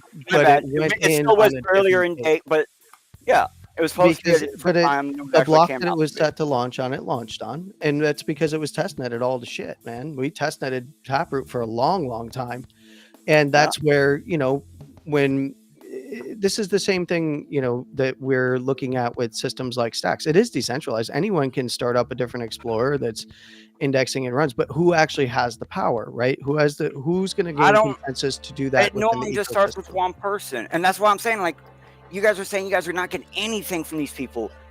Then why not just start your own and start, like, even if you have like a completely split, you start your own new stacks. Like, so what? Like, that's why we got you need the top movers to other things. You know, dark need the signers.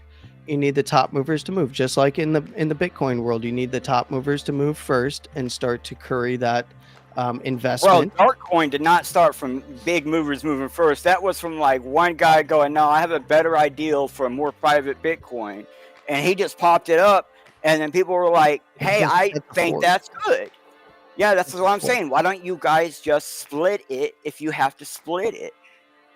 Because I don't think that's not viable. That's not the move right now. You're saying that the issue isn't actually fork? Is that what you're saying? No, there can't be an actual fork in Stacks? That's not the issue. Yeah, we're not looking to fork. We're just looking for better communications from the guys that are developing. And that's my point, bro. If they're not communicating with you, they're not going to get better at it. They're not communicating. They're just not communicating well from a tactical. That's probably on purpose. The less they have to talk to you guys, the less they have to tell you, the less they actually have to communicate with each other. I think so they can have individual people doing what they're told to do and not have to worry about communicating. Of determining that. They just don't realize that they weren't aware of the problem to the extent that they have it, because they've been delivering on a number of cool things, and they've been so focused on these things that they kind of had missed some of the other stuff involved in that. Normal pain points in a growing. Now I'm with my friend. Let's fork this whole thing. Who's with us? No. Look, here's the thing: you need a lot of money and a lot of like why you're going to be like so like upset that these people are having poor communication with you for such a long time, and it's probably on purpose. If it's not because they're on holiday or anything, then it's probably just on purpose. Like, not communicating is the easiest factor to do. I think one of you guys actually kind of hinted at it. It's easier to not say a dang thing to actually get together, communicate, plan up, figure out, get a lawyer to make sure it's going to be okay sometimes. If you're delivering. Right. And so if you are just not saying anything, here's the thing. It might be on purpose. Hold on. I think like Monero maybe quite often. Let me explain something real quick here. Quite often. They've been delivering on the things that they said they were going to deliver on. They've been very communicative about those things that they were delivering on. Errors and these problems you guys are experiencing for multiple months. Right? No. These things are new things. These are new things that you guys have been having problems for multiple months. There are things. Was that what it was? At least a month, or for over a month? Communication, getting direct communication with the people that we would like to get communication with has been difficult for many months. And that is my point. And then you guys also been having problems with something in Stacks for at least over a month that you guys even said they did know about, but because they were busy doing other things other than important fixes, probably, it sounds like miscommunication. Sounds like purposeful miscommunication, because they already had a plan and they went, well, we've got a plan, do the plan, stick to the plan. I don't think it's purposeful. Yeah, no. I think I think it's purposeful. It's more of a missed opportunity. Yeah, this is. I think it's being conflated with something much more serious. I really don't. To be honest, I'm just asking questions because the more I ask questions, the more you guys give information out. You guys were repeating the same thing for about 5 minutes, and now I've gotten you guys to say at least 2 or 3 more factors I haven't heard yet. Yeah. As the resident H1B who's only here to take over organizations, I agree with our friend here. We should do the fork. Yeah, good luck. The fork will fail. Well, that's okay. I want to know why will it fail? Is it just going to fail from adoption? Because there would not be any adoption. So technically, it would be viable or possible. Technically, anything is possible. I can fork any network. Well, no. Wait, you can fork ETH? Yes. Does ETH have a bomb put in their code to prevent some forking? No, I can fork ETH. How do you think we get all these layer 2s? They're literally taking ETH-based code and interoperability and building networks on top of it. Yeah, that's what Quorum was, right? Yeah, that's was. When did any one of these code networks. bomb get put in place? So you're saying you're not going to join me in this fork? No. Let me see. What was that? 2022. The difficulty bomb delayed. That's not a fork prevention bomb. Guys, we could launch this fork on That's what I was asking. Because there was a lot of people saying it was. There was a lot of people saying, "Hey, I don't think we could try to fork it, man. You gotta solve the problem." And that's why I'm asking you these questions, because there are people right now probably watching, going, "Wait a minute, I might actually be able to do what he's saying. I might." So they're going, "Wait a minute, is it possible though?" But here's the thing. I don't give a shit about stacks. I don't care about stacks. Technically possible, of course, but is it viable? Anything is possible, but is it viable? Only matters in time. I remember when Bitcoin started, when I first started in Bitcoin, the person who sent me the thing was like, "Bro, I'm just going to send you this for payment." And I was like, "Okay." I wasn't asking if it's viable. I was like, "Can I use it today? Can I use it tomorrow?" And they were like, "I guess."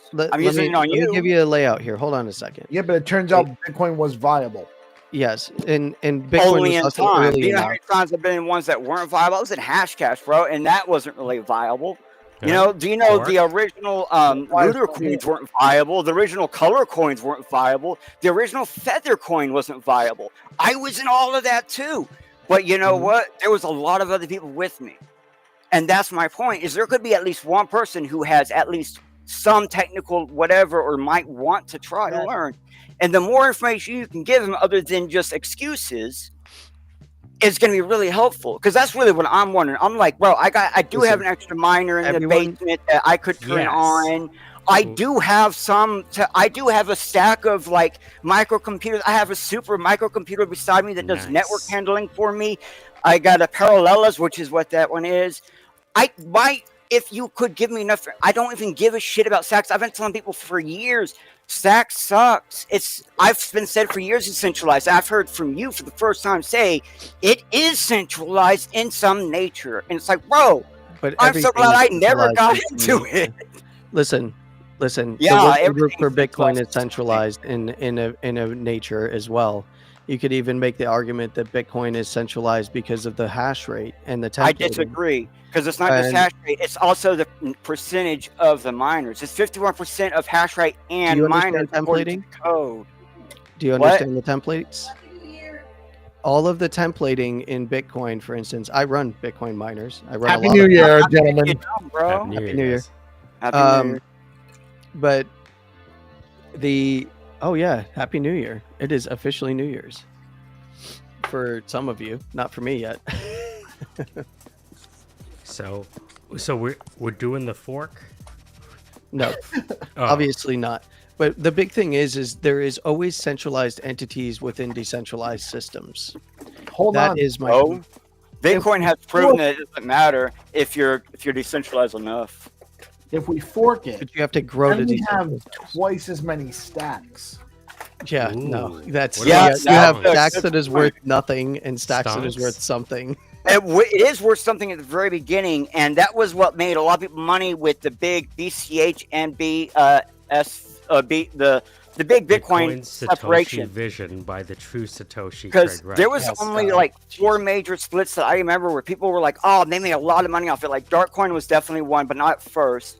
And then BCH and STX, and then not STX. BSV. BSV. And there was still another one. There was One still another true. one. It would have been before BCH though, where there was a Bitcoin split. People just took it and dumped it. They just dumped it as fast as they could, and a lot of people made a little bit of money.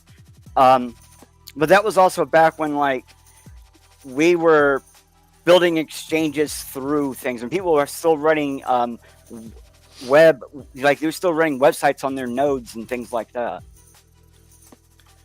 Yeah, I think the point that I was just trying to make here is that there are centralized entities within decentralized networks everywhere, including Bitcoin at this point. And that means that there are points of contact, even within Bitcoin, where you can go and talk to developers of Bitcoin Core, the working group there, and you can have conversations with them, and they're very communicative. Sometimes they go dark for long periods of time. Hello, Bitcoin. When they're coding, 420.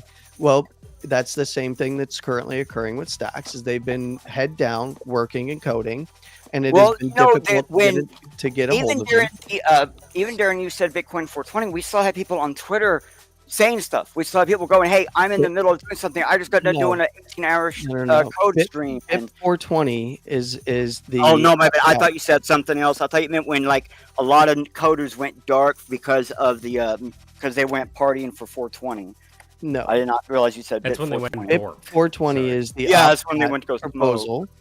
And there's a group, a centralized group that has a centralized core of people who are pushing it via decentralization. Bro, and putting pressure on the core was team. A centralized core of people pushing. Listen, hold on, let me finish. Let me finish. Why do I have to let you finish? I already know what you're going to say. Not partly. You don't know what I was going to say. You're right. The Bitcoin Core team has been unresponsive in having any discussions about it to this point. Publicly, they have been having discussions. Yes, and they have been having discussions, obviously behind the scenes. They're aware of the BIP. They obviously have acknowledged that it's there, and obviously it is up to not just them but the community to actually determine adoption via consensus. But they would have to implement it, right? The core team would have to implement it into. Yes, you can actually get enough miners to just do it, because that's how it's written in Bitcoin. It's not written in Bitcoin that has to go through anything. How code works. You just have to get enough of the miners to change the configuration, enough to nodes to all go. All connect. That's the same with Stacks though too. Like you don't actually have to. That's my point. If that's so true, then why don't you guys just have people do a contract and do whatever? But we are. That's the point. We are doing that. Whoa! That took. How long have we been saying this that it took you to actually say that statement? Well, that's what I've been trying to tell you. Is that is I'm trying to reframe it so that you at least understand that. Man. Sometimes you just got to be blunt and say, man, there's people doing stuff on the side of the main people, but you're not saying anything either. Go ahead. You aren't letting me talk. You're talking over me. That's why you didn't hear it.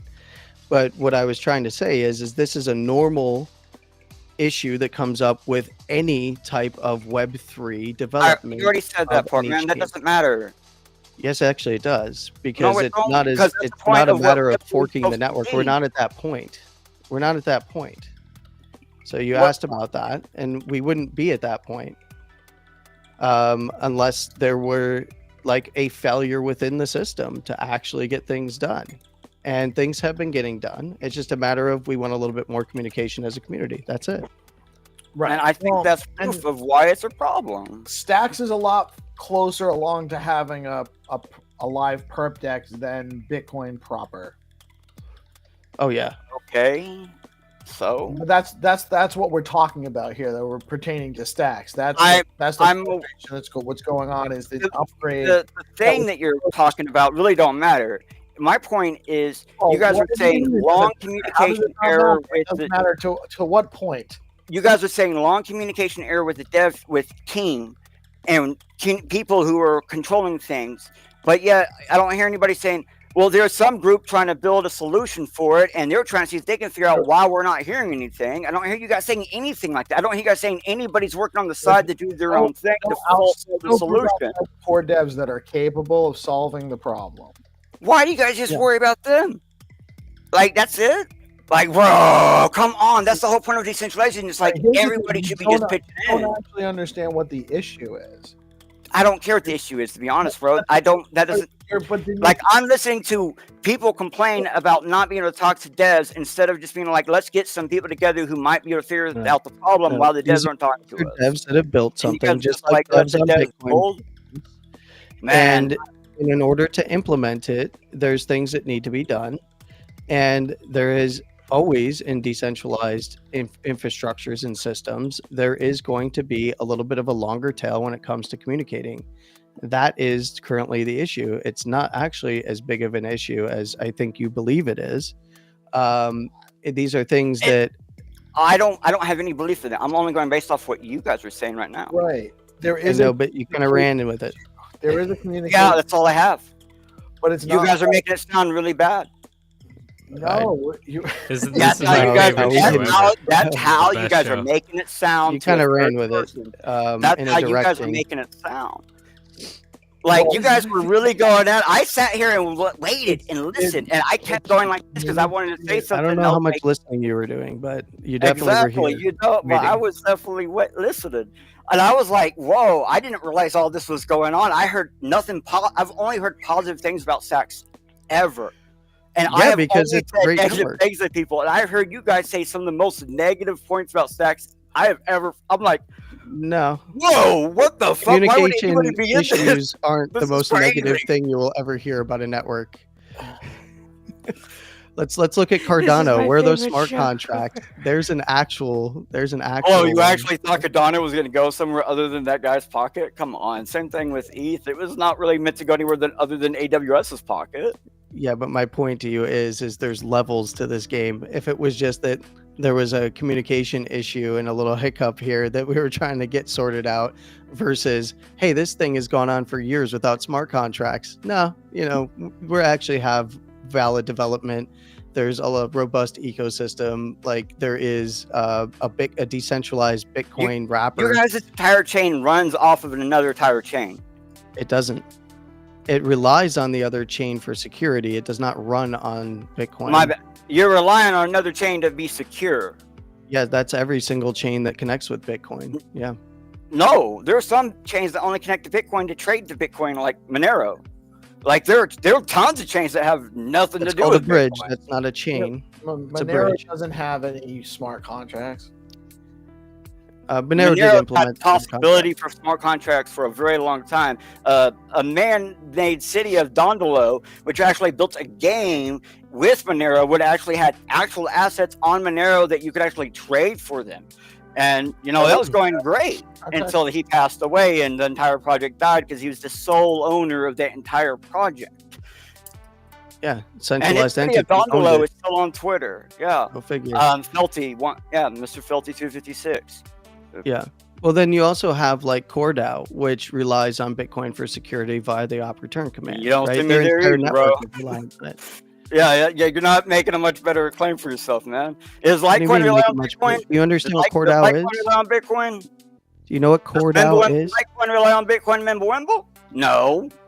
Oh, that's right. Does Feathercoin rely on Bitcoin? No. Does Feathercoin rely on Litecoin? No. Do you know how many layer 2s there are that rely on ETH? The Stacks is a layer 2. CoreDAO is a layer 2. So that runs on their network. And I make fun of those all in the same way. I say we abolish all layers. Well, it's just a single layer. Goes layer 0. Boom, done. Roasted. Yeah. And what does layer 0 rely on? Its own chain. It is the chain. Yeah. Yeah. It's and a database. What does it communicate with? In order to you can just communicate with hashes if you want, bro. Compatibility? You can just communicate with hashes if you want. Like, I got private paper that how all hash communication. How does it settle on all the other chains then? Wouldn't it be reliant on those chains to settle on them?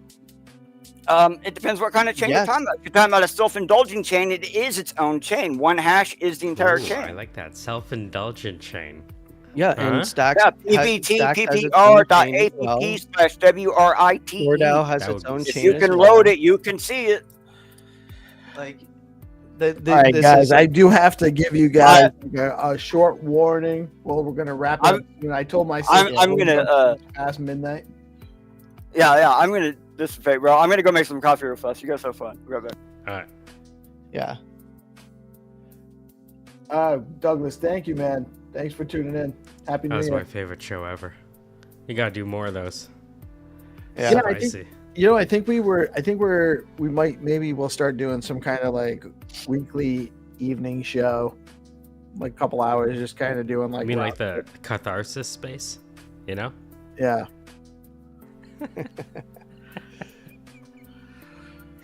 Well, thank you guys for joining me tonight. Happy it was New Year great. to you. And always a pleasure. Great conversations. I definitely think we need to do more of this kind of stuff, actually. Just a little bit of a different format with nothing specific to talk about. Just a bunch of people kind of getting together, a group of people getting together and just kicking around some ideas. I think that was this was good. Yeah. Silly ideas aside, yeah, I agree. Look, I think the silly ideas, like the entertainment value of that is amazing. Does it make sense? Yeah, Like, to me, I I'm understand. watching it. I'm like, I don't really care who's right. I just enjoy that. So of all of the times maybe it's just because I'm fucked in the head, but of all the times I've had PeaceLoveMusic, we've talked about a lot of smart things. That was one of my favorites, and I'm not sure if the audience might agree. You know, right? I've gotten a few DMs. Because it's like a slap fight with tortillas. Yeah, well, somebody's got the Infinity Stones over here, and I think they're going into the pipe right now. Yeah.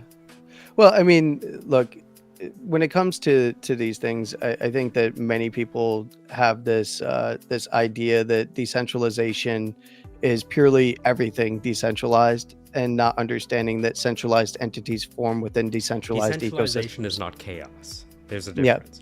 I remember There's still looking at, order.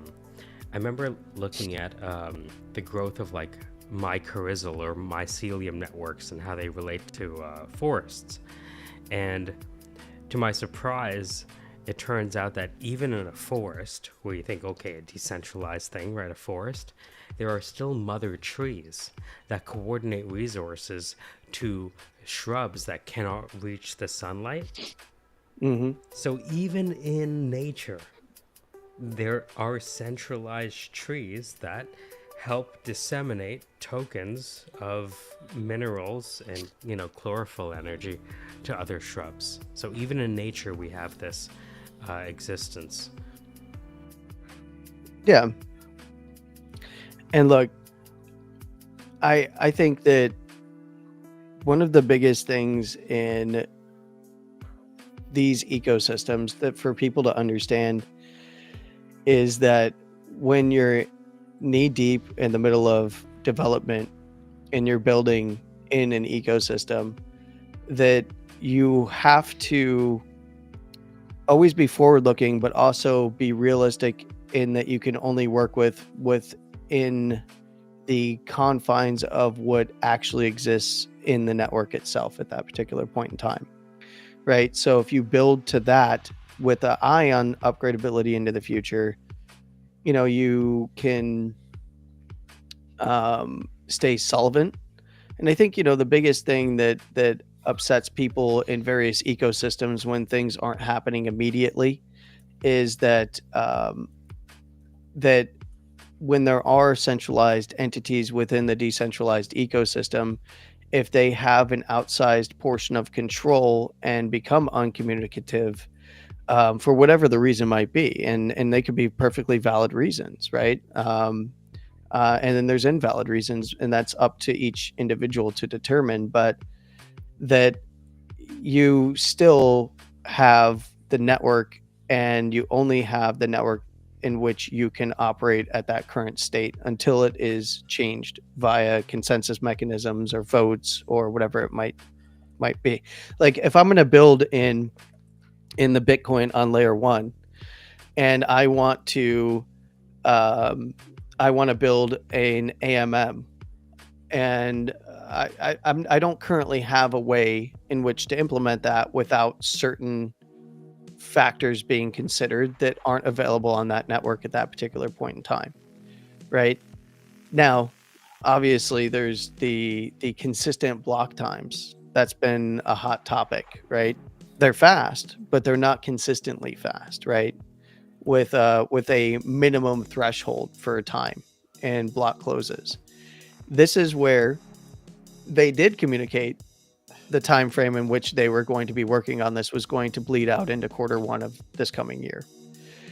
But they have not been responsive to the people who have wanted to see that communication maybe improve in the meantime. Happy New Year, man. Look hey, at hey, that. how's it going? It's the honey badger. Hey, what's going on? Happy New Year. No, I just heard y'all talking stacks. Just wanted to come and hang for a bit. I think someone's putting forth the idea of forking stacks, but Lanny can tell you more about that. Oh yeah.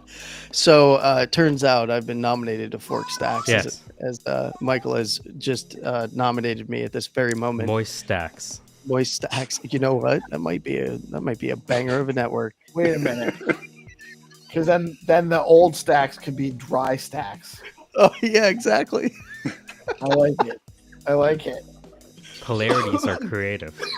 Well, here's my pitch for you doing it, Peace. Is you could fork it and it could be dry sock stacks or dry stacks or fresh stacks, right? It's a fresh take on stacks. Fresh stacks. Yeah. And it could be I wanted to converted to the price of stacks somehow, right? I wanted to get feedback on audio. I'm trying a new headset. Is everything sounding okay? It sounds great. Perfect. Good. All right, wonderful. Sounds just like Spaces. Oh, okay. So it's not an improvement. So instead of using actually, AirPods, I'm using might be better. AirPods Maxes. What's Yeah, that? no, actually, it probably is a little bit clearer. You always seem to have a good. My recollection is that you tend to have good audio, though. Oh, I appreciate that. Well, yeah, no, you sound fine. Sometimes people have terrible. Like some people get just bad audio, you know. Yeah, they're just speaking directly into their phone. Yeah. Oh man. Yeah, progressive decentralization is always going to be an Oregon Trail. You know, I struggle to launch a website, and who am I to complain about somebody that is trying to fix a blockchain? As if I'm going to be able to step in there and be like, hey guys, I got it.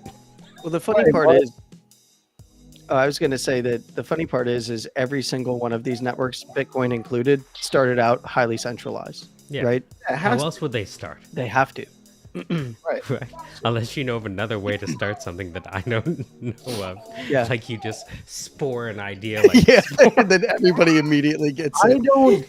I don't have a lack of faith that the team at Stacks, the core devs and the core entities, are capable of doing what they need to do. I think that they've achieved some amazing things, that they're doing some really great stuff. The whole thing is about communication, where a lot of the sentiment that's happened in the last few weeks could have been mitigated at least some, not entirely, but more than it. So they need they need like the White House press secretary to come out every day.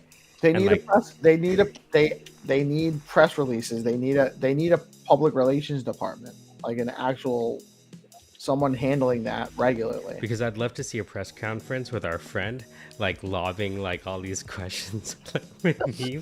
I would pay to see that shit. But what about Monero? I'm taking in touch with the devs. No, I heard it. I heard that part, and I was like, I need to get in here, but I missed it. It's the greatest show ever on DeOrganized for New Year's. But Landy can maintain his composure, and the guy was getting super energetic. And it's like, man, like, tell me you don't know about stacks without telling me you don't know about stacks. You know what I'm saying? This is not Landy's first time, I think, having this conversation. Absolutely. No, it was just that he was getting more overly energetic about it. I don't think it's overly. It's beautiful. Immaculate. Look, it seemed to get in the way. I've been around the blockchain for a while, and you know, one of the core arguments when Ethereum came out is that Ethereum was going to be the Bitcoin killer, right? And obviously, being a Bitcoin guy first, I always dismissed that argument by the team. And a lot forget that Ethereum, that many of the core Ethereum developers worked on Bitcoin as well. And it was always an interesting thing. Like when Ethereum got booted up, you know, obviously I got involved in the ecosystem as well. And, you know, these topics and the decentralization versus centralization versus centralized entities on decentralized networks is always a hot topic. Forking is always a hot topic. You know, I've given my opinion. I think that Honey Badger knows this very well, is that every single chain that has launched since Bitcoin is just a vector to try and get more Bitcoin. Mm-hmm. And that is proven out to be true over time. Now, of course, if you're the quote unquote the face or the head of that particular chain, you're obviously not going to advertise that is the fact, and you're going to stick with being a maxi in that chain and pushing that chain forward. But even Vitalik still understands the importance and place for Bitcoin. Yeah, he was the editor of Bitcoin magazine, no? Yeah, He started he's a Bitcoin guy. The reason that that he wanted to build Ethereum was because he wanted smart contract functionality. He Right. would, like, that was the whole fucking point. And he even knew at the time, and this is where there was hot debate within that team, is he knew at the time. And it's the same for Charles, by the way. I just talked to Charles the other day on the night show. I got a chance to pick his brain, and you know, he actually gave props to Stacks because he recognized, you know, game recognizes game. He was a Bitcoin core contributor. He was obviously co-founder of Ethereum, and then founder of Cardano, right? And you know, one of the biggest criticisms of him has been the failure to deliver a working smart contract network over there. And more often that they conflate that with him being a scammer and so on and so forth. I haven't always had the best opinion of the guy, but he's definitely brilliant. And any kind of a new network that starts up, one of the reasons why he was called a scammer when he started Cardano is because, like, IOHK held the majority of Cardano, right? So, and that's since been decentralized over time. So, to the level that people want and are comfortable with, that's where everybody makes their own personal decisions on what they want to invest in. But, you know, it's this debate won't ever go away on Stacks or any other network. And it's not unique to Stacks either. Like, there's other very highly centralized networks where there's just one core team doing everything. And they're a for-profit team in many cases. So it's a matter of what's up. Who do we have on stage here? Beach Cheek. I'm not sure who it is. Hey, what's going on, Beat?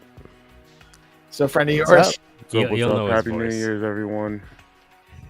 Happy New Year's. Doing well. Oh yeah. Right. Yeah. What's up, man? Hanging out. Hey, Beat, we're forking Stacks and calling them stonks. There you go. I'm spinning up my You're gonna spin up a node? Teach me how. I don't know how yet. Look at this We need to spin H1 up an Eliza to over do it. here. Yeah. Talking about well, forking Stacks. The H1B move is to fork it and become a CEO. That's what Indians do to corporations, right? But does it work when the CEO is brown initially? Like, this is H1B chain, no? You know, I don't know, but I love that mask. That's a sick mask. Yeah. Oh, okay. Yeah. All right. That's perfect. Ah, yes. How'd you get in? That's perfect. You bloody bastard. You know what you do. You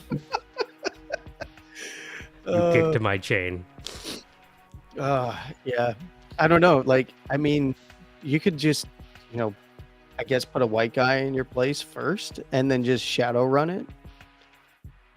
Right? And then just you get more H1Bs in to run it in the background, you know, and build everything out. We could potentially outsource technical support and customer service. Well, if Indians are coming in the country, is that insourcing technical support? That is insourcing it, yeah. That's directly insourcing it.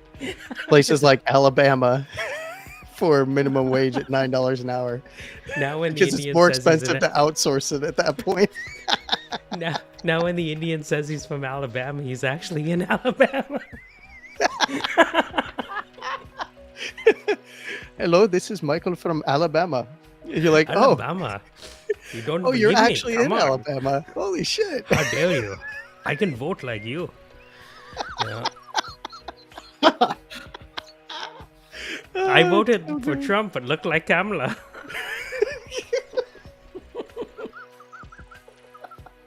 Oh man, Michael, I freaking love you, dude.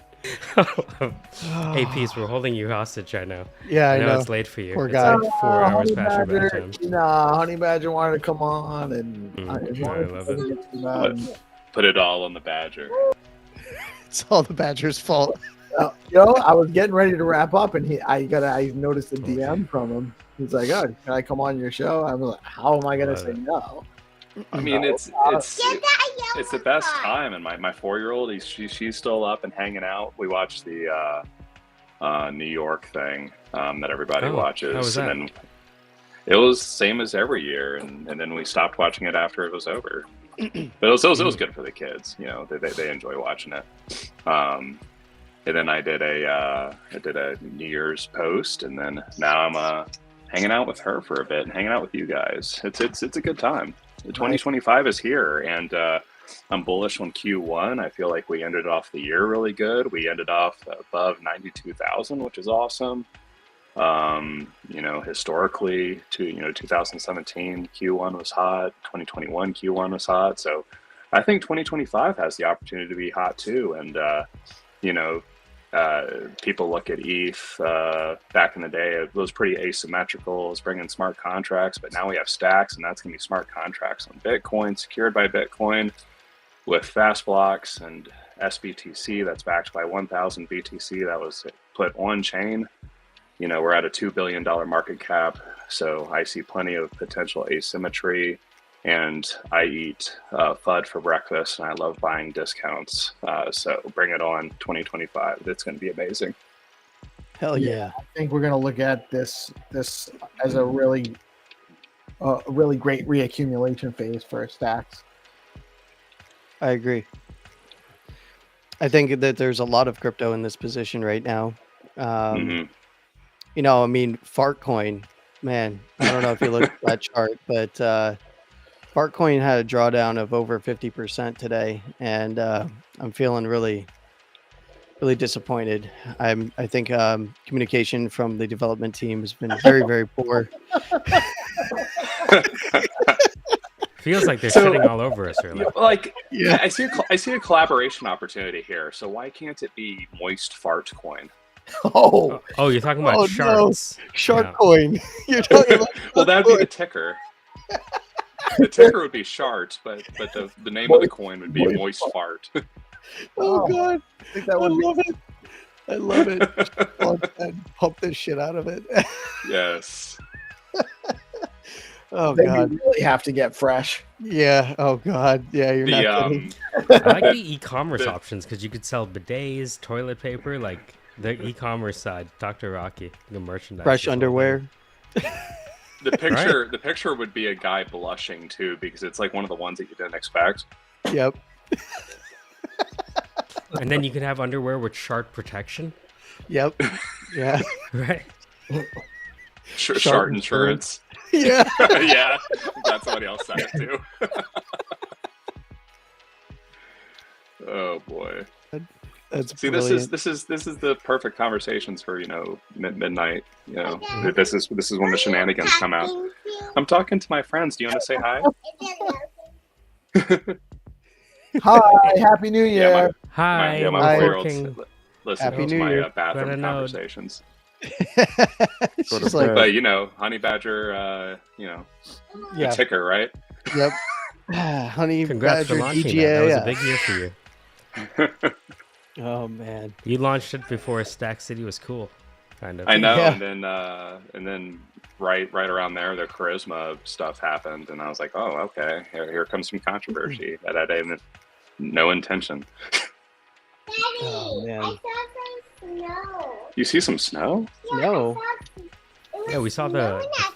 Oh, you saw the hail, baby. It was snowing outside, Daddy. Yeah, we got like a big round of hail, and then there was like a double rainbow afterwards when the sun came through. Oh. It was really cool. Daddy, I saw You know, snow. I'm gonna provide a baby? little bit of context here.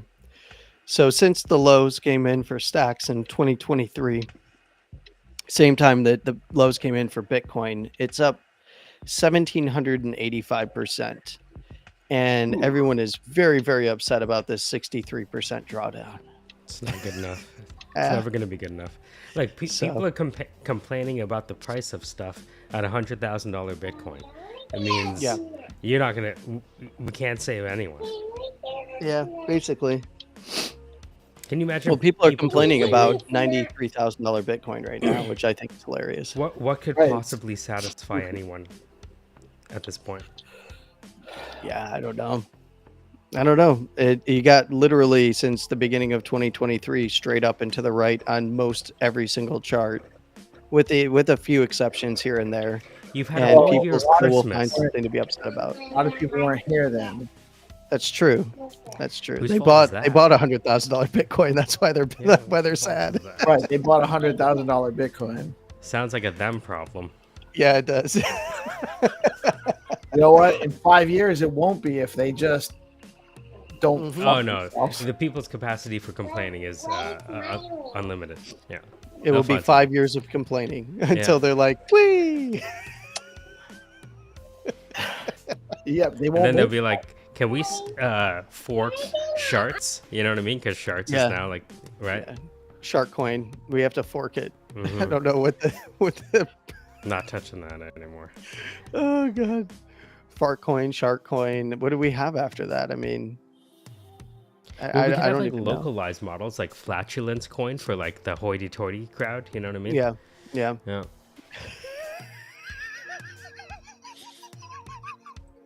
You know, this really makes me just want For to the convert Lloyds of that London account. crowd. Yeah. I really want to convert that account now. Eliza, come save my moist sock account so that we can Yeah, let's focus run on one. shark coin. Moist is on a really good discount. Last time I checked, I think it was like 19K market cap or something like that. Yeah. So, It was a little with bit. that It's a little bit information, higher if you than will. that. oh, is it? Yeah, it's higher than that, but the reason why is varied across the ecosystem right now. Partly because of some of the people that were in some of the coins Yeah. that were in the ecosystem that maybe didn't last, let's say, more than once, and then had a remake of a coin, an RM coin, if you will, that then Yeah. you could buy. Oh, the And that- trifecta you're referring to. Yeah. And then that pulled down a lot of smaller coins like Fresh and Moist and Honey Badger and a few others. I think actually you were spared a little bit from that Honey Badger, but yeah, there's cool stuff coming though. So for those that want to get in, while the getting in's good, might want to think about that before new entrants from other ecosystems come over, because there is something at play behind the scenes. But that's just, neither here nor there. I will announce what is happening when I'm ready to announce it. I don't think it's the right time. I think maybe green candles would be the right time to announce it. Yeah, right now is not probably the right time for much. It really isn't. It's gonna probably. What is the chart? you have any predictions for the short term, Landy? Oh, short term, pretty straightforward. I mean, Sideways? everything's going to go the way the Bitcoin goes at the moment, and Bitcoin is in a bouncy area. It's just a matter of, can Bitcoin go back up and take out $100,000 right now, and set a low above 95, almost 96,000. Then that would look good. I think that Stacks is in a really good position right now at support. And in fact, Stacks is in a really attractive area for bidding, around the $1.50 range. It did drop down to the $1.40 range. And it's probably gearing up for a nice bounce. And then it's about whether or not it puts in a lower high, which it's very likely going to do on a closing basis. But the last closing lower high is at about $1.80 on a close. Last swing lower high is at about $1.66. And we just need to see a low set. And if a low is set, we're going to see that come on, closes above about $1.60. And that's when we can start looking to $1.70, $1.80 and above. If we get a structural change above $1.80, then we're looking for higher lows or equal lows. And that's where we need to see that $1.43 be hung on to on a closing basis. But it is in a bouncy area. It's definitely gearing up for a bounce here. It's just a matter of timing and setting a low. And then I think it initiates its bounce and tries to actually figure itself out. Same for Bitcoin. If it can close above $96,000, it'll set a low. Then we're looking for $100,000 as the next lower high to take out to the upside. Then we look for higher low, equal low structure. Otherwise, it's continuation to lower prices. Same for Stacks, right? But it's definitely looking as though they're in areas and zones of interest in which they could potentially bounce from here shortly. That remains to be seen, though, right? We still have a lot of professional traders that drive these markets forward. Whales inside of these ecosystems have taken a much smaller role and more relegated to the short-term timeframes. And that's where, when we actually see professionals come back after the holidays here, likely next week, not tomorrow, like they're all drunk as skunks and having fun and partying with family. And when they come back next week, that's when we're going to see, I think, direction being chosen, whether or not it's go up, get some liquidity and then head further down, or it's go up, set some higher lows and try to work ourselves back to our high side zones, particularly on Bitcoin.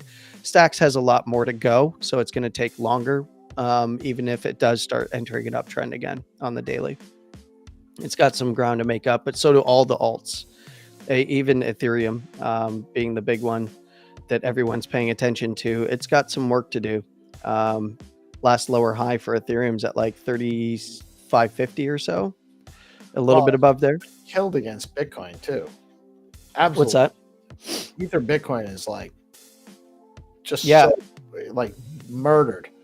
ETH got dropped 24%, and below its most recent high. I'm hoping I can edit this whole episode together to be like a kind of thread of FUD that actually sends the price higher. Does that make sense? Maybe. Oh, I can FUD. I need it. No, all right. I'm going to end it there. We're going to FUD our way to the top. No, it's about 20 minutes to 1. I told my sister I wouldn't go much past midnight. And I loved hanging out with you guys. Thank you guys so much for hanging out with me tonight. Happy New Year. Happy New Year. Very much. Landy, Michael, always a pleasure. GPSE, if you can hear me. I love you, brother. Chef, Honey Badger, I'm so glad you came up, man. And hey, thank you for having me. Thank you for joining us. Love you too, man. Badger, if you hadn't joined, we probably wouldn't have gone as long. So you helped squeeze a little bit more out of this for us. So, appreciate it. Next time we won't start the fight without you. We'll have you like at the beginning. Yeah, I gotta, listen, if you ever see a stream going, man, and you want to join, you're always welcome. I'm open. It's just a matter of getting my attention while I'm live. Sometimes sometimes there's conversations going on, and I'm like, oh, let me check my messages while these guys sort that out. Yeah, Honey Badger ended up being the calmest guy on the stream today. He's usually pretty calm. Yeah, but like, you know what I mean? In the macro side of things. Yeah. I'm Yep. excited. It's like, you know, while you're waiting for the price to go up, Stacks just earns you Bitcoin. So it's really just wait and chill. It's no problem. That's it. Yeah, as a dev, I kind of want the prices to go lower. You know what I mean? It just makes it cheaper to test. Right, and do everything else. So Easy to short. Yeah. Oh, you can't test if the test net's down.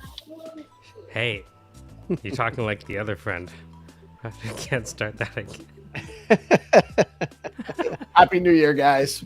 Happy New New Year. Year. Coming out. I'm gonna end the stream. Peace out. Y'all have